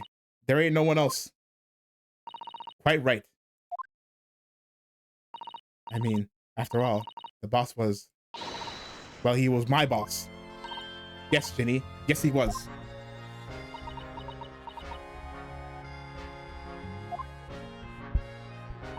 Oh, yeah. And I made you a promise and all, didn't I, Iris? That I'd become a proper detective one day and track down your old man. Oh. All right, then. It's decided. I'll do it. And I swear, I'll find your dad and bring him back, bring him in, kicking and screaming. I'm not entirely sure that would be appropriate. Yes, I think, Gina, it might be best to, well, I think I'd like you to forget that promise, Ginny. Eh? Iris? I know. Well, obviously I've always wondered about who my real daddy is. Of course I have. I wanted to know where I've come from. I thought it might tell me something about myself. But I've caused such a lot of trouble trying to find out for so many people. Hurley, Bruno, Professor Miki. Oh no, not at all, my dear. Really, you owe no apology to anyone. Well, anyway, I've decided to give up on it because I finally realized my daddy is the greatest in the world. I don't think it matters what his name is or where he's from. Don't you agree? Hurley?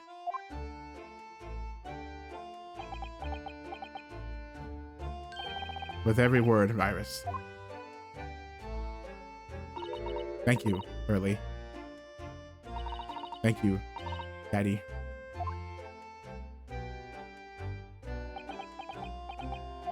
I think, Mikotoba. Yes, Sholmes? I think that I ought to express my gratitude to you. Oh? For 6 years, you and I solved many a mystery together. And during that time, I remember countless expressions of gratitude for our good services. But a moment ago, I heard the most pleasing expression of gratitude of them all. And I should never have experienced it were it not for you. Oh, you old softy, Sholmes. But I must confess, it's a weight off my mind to hear you say it. Well then, I think it calls for a lengthy, violent recital, wouldn't you say? Oh, well, the food would go cold. That's the only problem. Maybe next week, Hurley? Are you sure a week is long enough, Iris?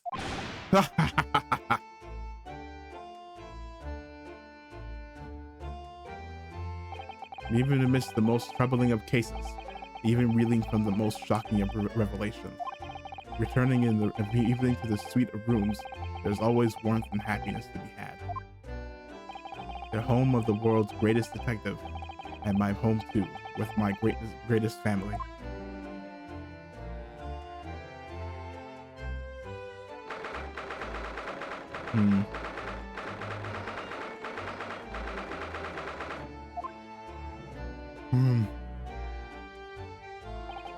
This attic room has been my home and office for almost a year now. I've certainly had some unforgettable experiences whilst I've lived here. But I think now the time has come. Time to bid this place farewell. Naruhodo? Susato. Oh no, Mikotoba. Oh, Professor. Well, wrong, Mikotoba. Are you alone? I didn't hear any sound from Susato's room. Yes, Susato went out after dinner. Took a carriage. Something about an important matter she needed to take care of. Ah, I see.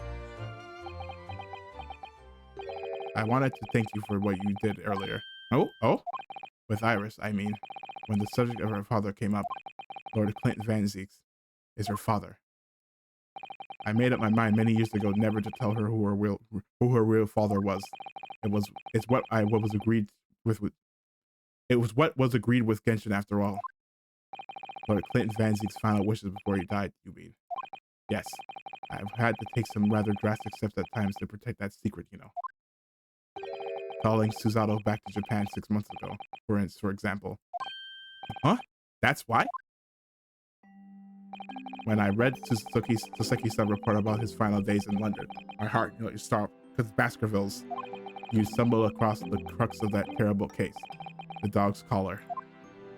The Baskervilles, yeah. The description of the Baskervilles insignia left me in no doubt. The Baskerville. If you decided to investigate that insignia sooner or later, you'd have made the connection to the Van Zeets.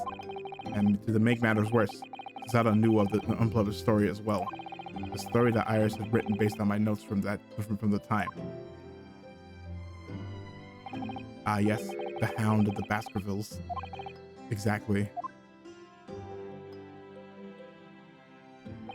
It was a work of fiction, but based on the grim reality of a huge beast of a dog being used as a murder weapon, and a dog with the Baskerville family emblem around its neck. Armed with those two clues, I feared you and Susato might arrive at the truth. So I invented that story about having collapsed to justify her leaving London and returning to Japan at once. All in aid of halting any investigations you and she might have been contemplating. I see. Something I've never understood is why Susato-san came across that manuscript in Japan. You know, Iris's The Hound of the Baskerville story, I mean. Soames sent it to me. That was before Susato left Japan. He was very troubled about what should be done about it, you see. I'd read it and carelessly left it on my desk, which is where Susato came across it, of course. Ah. It was the only case Soames and I ever pursued that I didn't record in meticulous detail. I was stunned when I discovered that young Iris had pieced together so much of it from my paltry notes. Soames and I discussed the matter and decided that we couldn't allow the story's publication. Yeah. At that point, I returned to the manuscript by post to Soames for safekeeping. So you did all that to stop Iris from finding out the truth about her father. That's right, because Soames had told me how astute she'd become. However, having witnessed events in court today, I must say my opinion has somewhat shifted. Oh? I think at some point in the future, the time will come for Iris to know the truth. And when it does, well, I believe it will be for the best. I think so too. Actually, Professor, I wanted to talk to you about something too. Judging from that expression, I say you've come to a decision, have you? Yes, I have. I will be returning with you to Japan.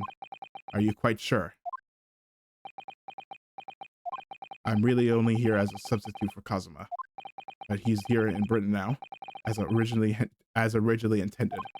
Locum student Naruhodo doesn't really have a right to stay, I think. I see. Looking back now, when I first arrived here in London in February.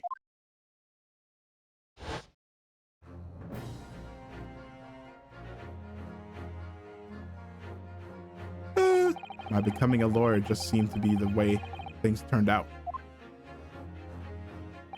With Kazuma, Susato-san, and Mr. Soames all gently pushing me in that direction.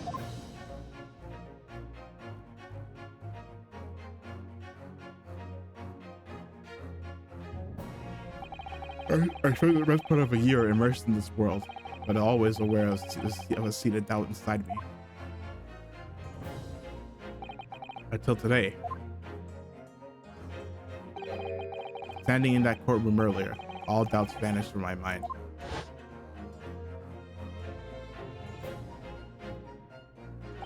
I was totally focused.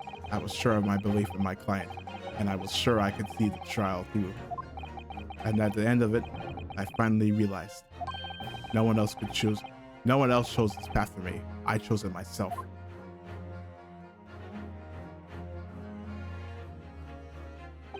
The path of a defense lawyer, eh? Yes, that's what I am now. That's what I'll be going back with you to Japan as. And that's the path I'll be following for the rest of my life. Well, it sounds like you've made up quite a resolution there.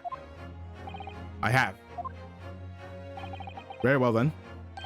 I must say, it's extremely welcome news.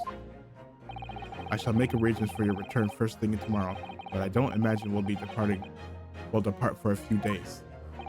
Not with the symposium having been cancelled now. Such a shame. Never mind. I'm sure there'll be other opportunities in the future. Well then, I'll bid you good night.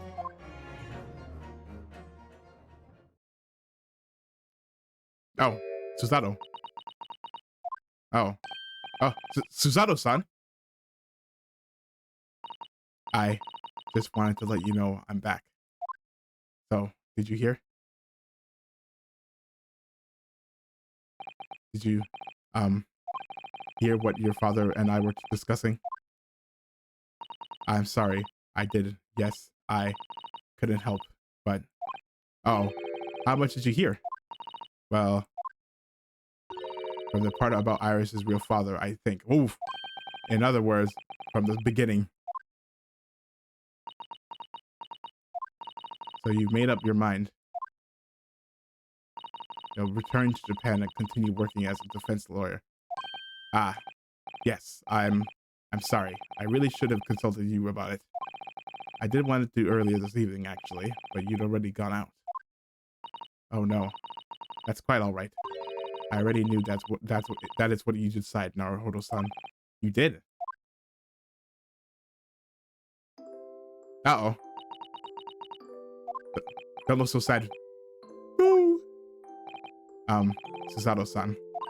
Ah, yes? I suppose this means it has to be farewell soon. I suppose you'll be a great help to Cosmo going forward. I mean, I know he's a brilliant lawyer, but he's new to the British courtroom. It'll certainly benefit greatly having a brilliant judicial assistant at his side. I'll do my very best. I wish I could say it, but I just can't. I can't ask her to come with me. After all, she was always supposed to be coming to Britain as Cosmo's assistant. It's growing late. We should both try to get some sleep. I'm sure you must be exhausted after today. Oh, yes, you're right. Before I retire, let me just say one more time. You really were quite splendid in court today. So, if you ask me, anyone who thinks of you as a substitute or a locum should be ashamed of themselves. Susato-san. Thank you.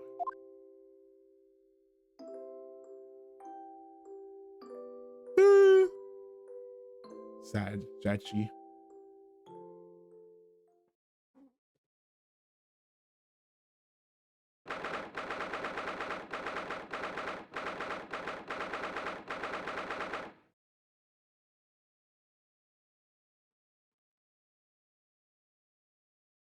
Oh, hold on. Wait, hold on. Okay, I actually can't wait anymore. I gotta do the washroom. Hold on. One sec. One sec.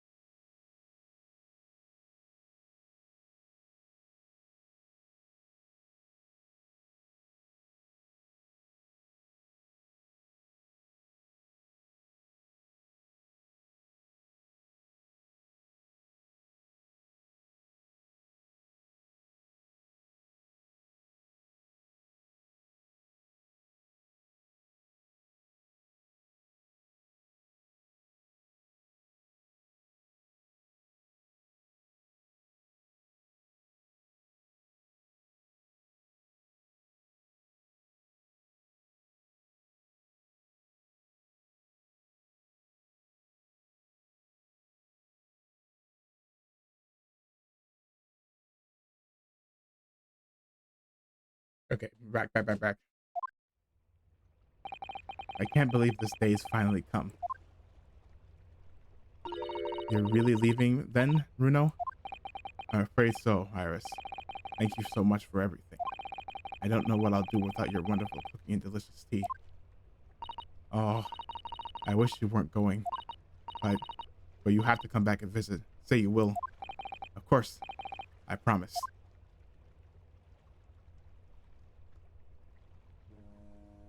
Well, it was a very brief reunion, but it was a pleasure to pursue a case with you again after all so long.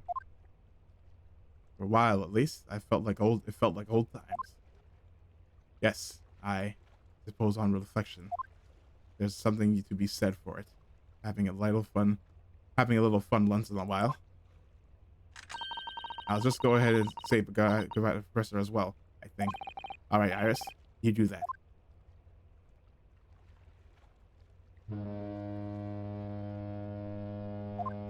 Almost time to go. Susato-san. I've just checked, Naruhodo-san. Your luggage is already on board. Such a beautiful morning. Perfect for embarking on a journey, isn't it? Before I set off, I'd just like to say how thankful I am for everything you've done for me. And give my warmest regards to Kazuma, please. Actually, I think you ought to give him your regards in person, don't you? Sorry? Sorry? Ryunosuke, Kazuma. Kazuma! What are you doing here? do you really think I'd miss my best friend's departure? That's true. Thanks. To be honest, I'd been looking forward to our wild time tearing up the streets of Her Majesty's capital. But, Well, we'll have to save that for another time. Personally, I'm looking forward to facing you in court again. me too. But, we're both defense lawyers, so, I'm going to become a prosecutor. I'll stay in Lord Van Zeek's tutelage for the time being, but before long, I intend to be just as formidable as the Reaper himself. Oh, I see. Actually, Ryunosuke, I have a favor to ask. Uh-oh. Not Name again. it. Name it. He's gonna give us Karuma. Yeah, I knew it. I'd like you To have to this. take care of this for me for a while. Karuma? Wait. This is your family Why? store. Because I've seen it now. I've seen what's inside me. The demon that reared its ugly head that day.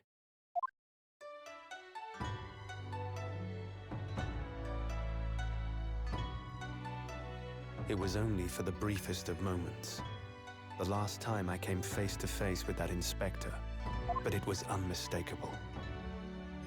I wanted to kill him.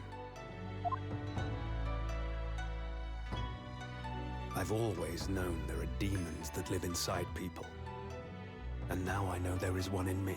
The fact that it very nearly consumed me is something I'll carry with me until the end of my days. While I devote my life to fighting those whose demons have got the better of them. As a prosecutor. So, that's what you've resolved to do, is it? Nice. Until I'm ready to face the demon within me. To slay it once and for all. I leave this in your care. If you'll take it. Demon Slayer. Of course I will. I'll keep it by my side. Always.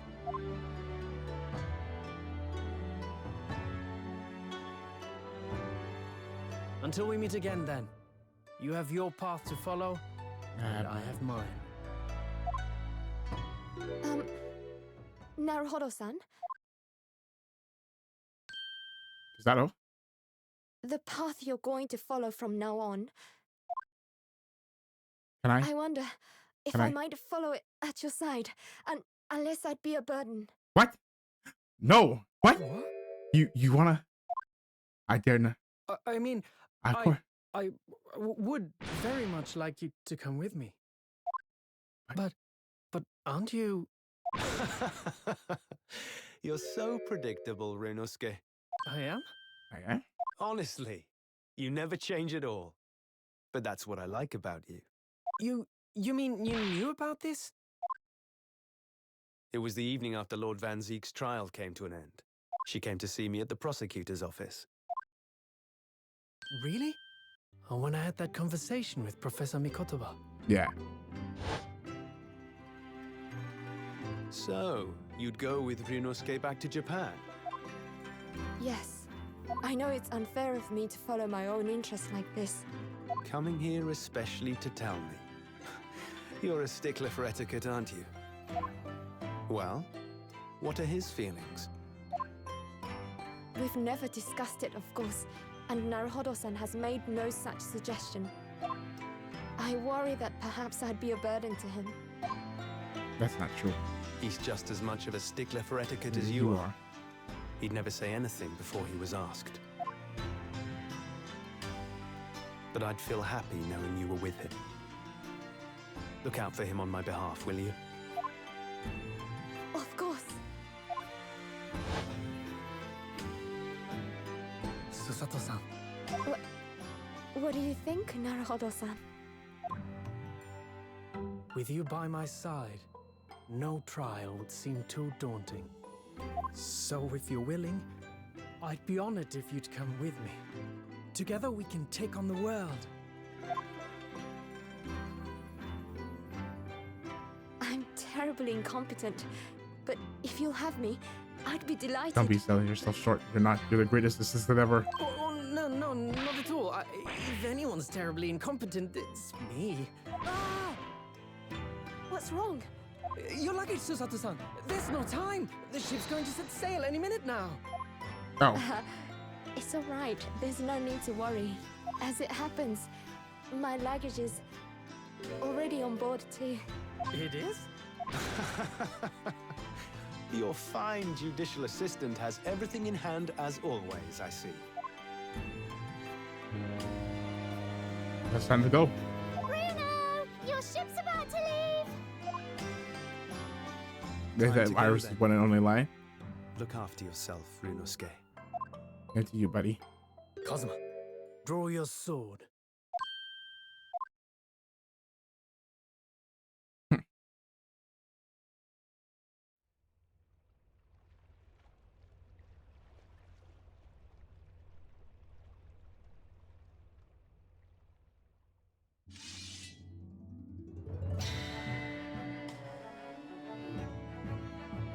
One day, when our paths cross, once more, we'll fight a duel of words across the courtroom. A day I eagerly await as a lawyer. I've been waiting to hear you say that, partner. Yeah.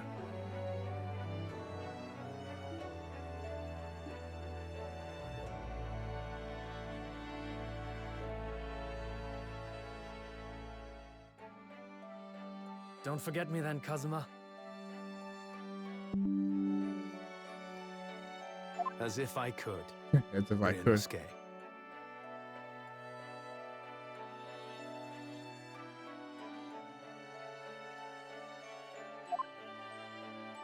And Mr. Sholmes, thank you so much. I'm very much indebted to you. Indeed, Mr. Naruhodo. I believe you are. I'll never forget all you've done for me during my time in London. Quite. I should like to think you will remember your debt of gratitude. Especially when I visit you in your country. What? The truth is, although many are ignorant of the fact, the world is far smaller than most folk realize. Well, I'd be delighted if you came to Japan one day. Oh yes, we'd welcome you with open arms, Mr. Sholmes. Oh, that sounds wonderful! I can't wait! Yeah, you too, Iris. You can totally come. In that case, let us conclude that this is to be merely a brief parting, my dear fellows. Yeah. And that brings us to the end of my adventures in Great Britain.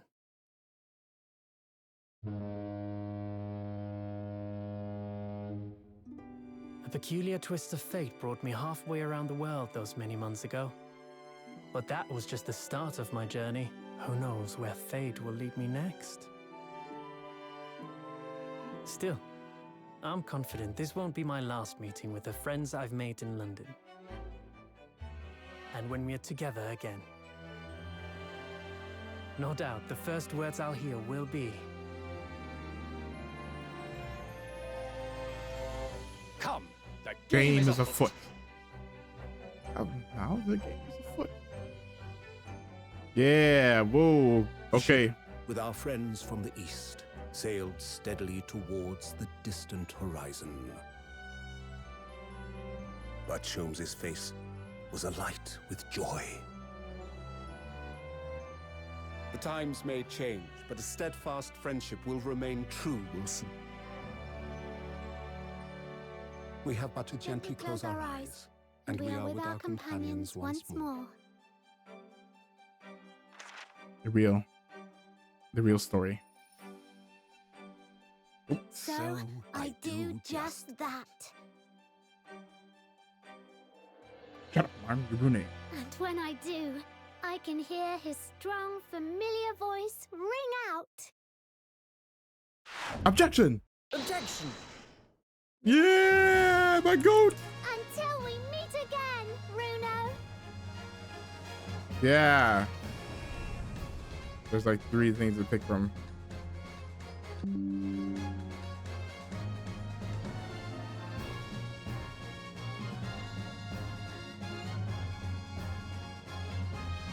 And that's it. We did it. Woo! I've been thoroughly inundated with inquiries about my remote cinematography device, about a note purveyor of electrical goods, and whatever promised close court secrecy. Anyway, I decided that Memphis from London is in order, a sojourn distant climb. The Empire of Japan, perhaps. I understand that wardrobe class incurs no charge whatsoever. Mr. Sholmes. Iris. Van Zeeks. I just said, thank you for everything, Daddy. But it made Hurley cry, and it gave him some lotion I'd invented as well to dye his hair red safely. But he said that might make him cry too, so he'd rather not use it. Yeah, cry for a different reason. Oh, there's dialogue, so I can't really share my thoughts yet.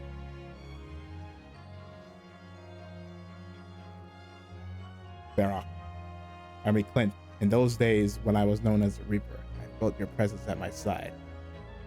But now, once unable to bear the burden of that grim pursuit of him, I have even retired from the courtroom. Oh, is that why he left? Despite everything, I still wear your prosecutor's badge with pride. But darkness that once beset me is no. But the darkness that once beset me no more, as you two are. In the words of a young foreign friend of mine, I must strive forward to make toward a brighter future.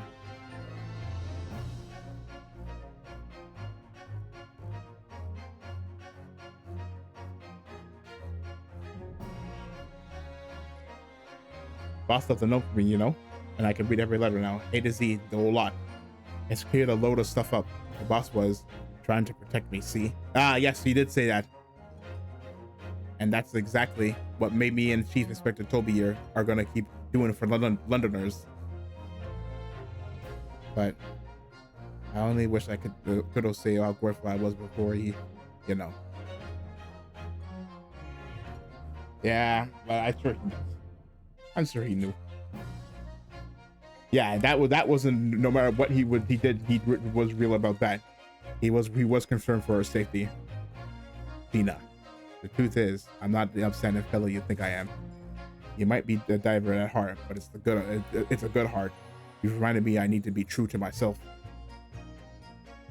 I've got one more job to take care of before I start to London town for the foreseeable, and then I've got to complete your education in the art of deduction a la Gregson, as they said.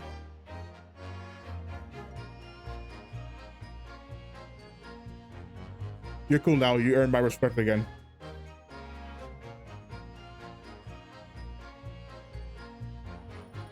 Oh, this giggle loser. Your Excellency, this man is accused of illegal entry into Oh! Oblique officer overruled. The administrator who just captain's counsel for defense, and women are forbidden to enter the courtroom. Oh, really, my friend? Oh, wait, their trial? Perhaps I should have engaged the services of a regular legal team. Oh, they're doing legal? Soseki and her friend?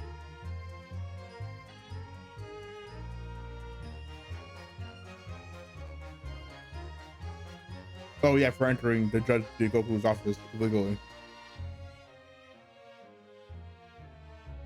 My queen, Mama, is it true about Japanese people? Are they experts at filleting corpses? Yes, they are. Fish corpses on the whole. I do my own filleting skills. You don't mind, do you, Mama? Yes, I do. I'm not a corpse yet. Am I? Nah. No. And I'm glad. Aw. So she looks like she's not going to be getting the thing for it. That's good. For Dr. Gory's sake, at least not even.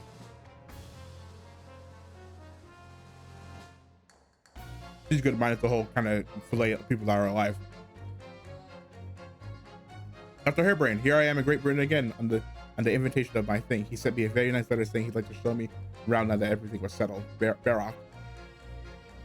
But what have I done? I was so excited. I could just spend at the hotel, and now I can't afford the bill.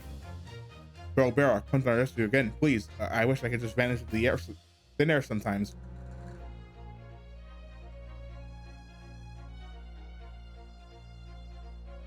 Well, why did you? No, I guess you don't. You can't really tell.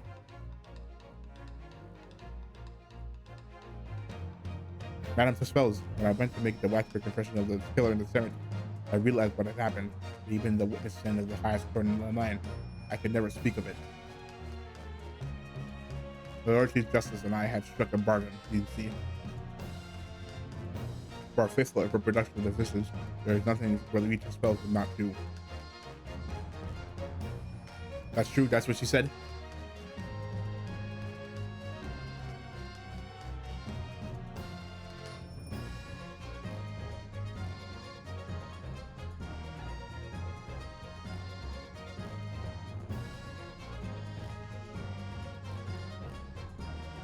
Hey, everyone calls me Gossip Thing. Everyone calls me a Pepino, and I sell the spaghetti. It's the more red than my hair. Everyone they call me. No, I cannot do it. This is ridiculous. Oh, Daily, how charming. You've made lots of new friends here, I see. Yes, and when we're released, we're all going to strike it rich together. This vigils are still together. That's good.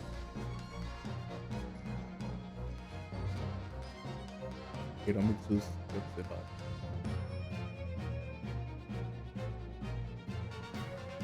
Kazuma, the goat, horror farming as usual. When I accepted it on the foreign shore, and however my it ended, I knew that I wanted you there to see it. If I ended up in the dock, there's no one I would have rather had defending me. But now, thanks to you, there's a new path I want to take. I'm sure we'll meet again in the courtroom, my friend. Until then, I leave Kuruma in your care. Now don't die.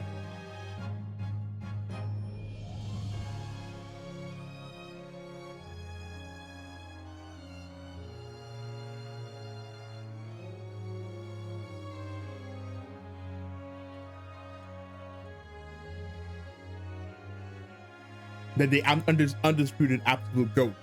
I made some changes from Naruto-san. Once we arrive in Japan, we shall be busy establishing your new office. I'm so delighted to be accompanying you. After all, your talents have been recognized by a great detective. Because you really are the greatest of lawyers. A great ace attorney. She said it. Ace attorney. The great ace attorney. Oh, okay, I know what I'm gonna do.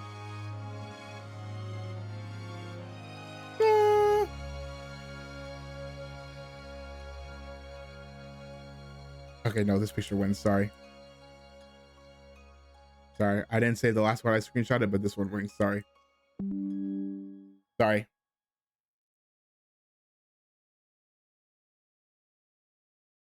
I know, cancel.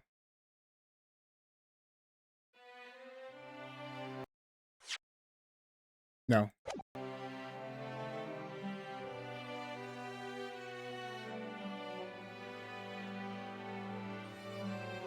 Wait, wait, hold on. Why did this take over my screen? Oh, it's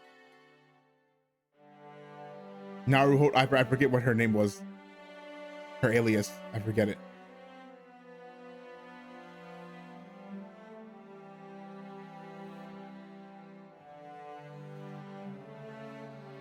Hosonaga, the white looking Japanese guy.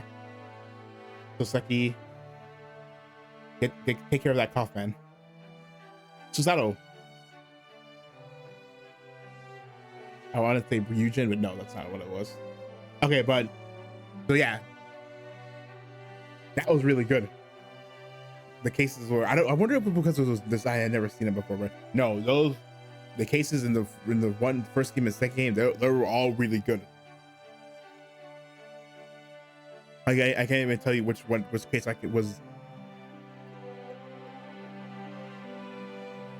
Like even I don't even feel like comfortable saying that there was a bad case in the two games, because even the bad ones were pretty good. Here's a point. Yep, the cast, the story, the through lines for the cases, everything was really good. Albeit, I would say maybe a little predictable, but if you played these games before, I think it's hard not to be. Like knowing knowing Strongheart was the mastermind behind everything. Like yeah, like come on, that much is obvious.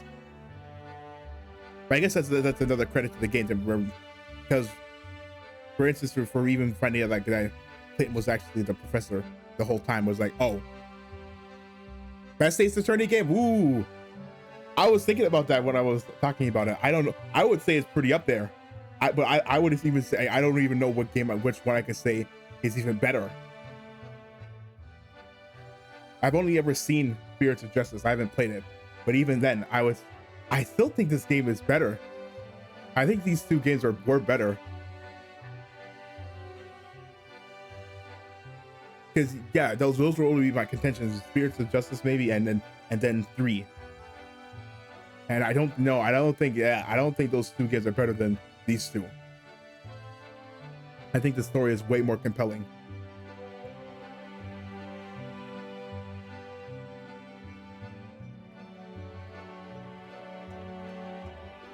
Mm-hmm.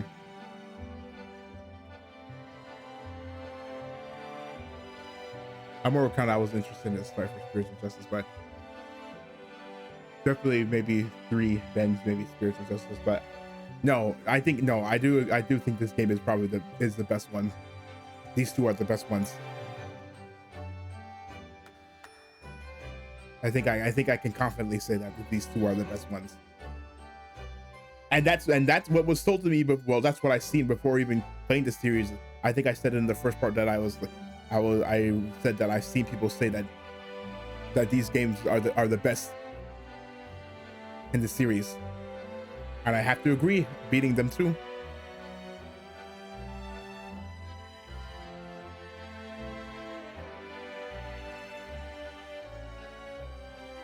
It's nice writing overall. Yes, that's also true. This is the most recent game in the series too, so you're right about that. It has the benefits of all learning lessons from all the other previous entries in the series, so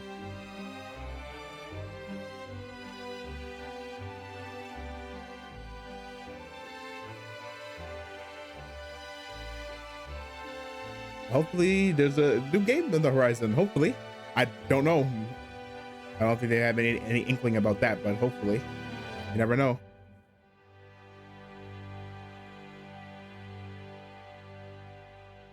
Resolve, the greatest Ace Attorney 2. Resolve.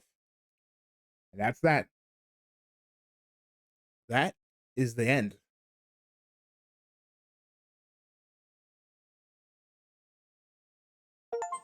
Ooh.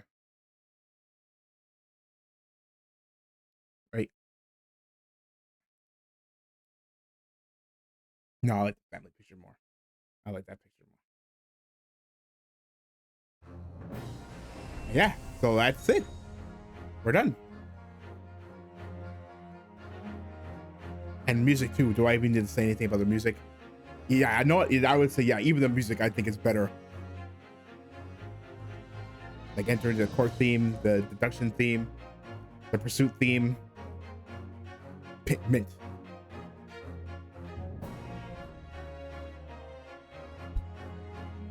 There you go. I'm trying to think of, do I even have any knocks? Because no, I don't think so. And even the investigations were the least painful out of all the games too. Because I remember in like 2, for instance, the investigation would be like, oh my god. Especially on the freaking the circus case, the what's it called? Something Big Top, I think. The Turnabout Big Top or whatever it's called. Yeah, I remember the investigation for that being annoying. Or even annoying or just tedious. But with that being done, there's no more. There's no, that's it. There hasn't been a release since this one. And then, so, oh, I guess there is the, actually, I do want to actually check those out. But I'm gonna, the, what's it called? The one Edgeworth games, what are they called? Hold on.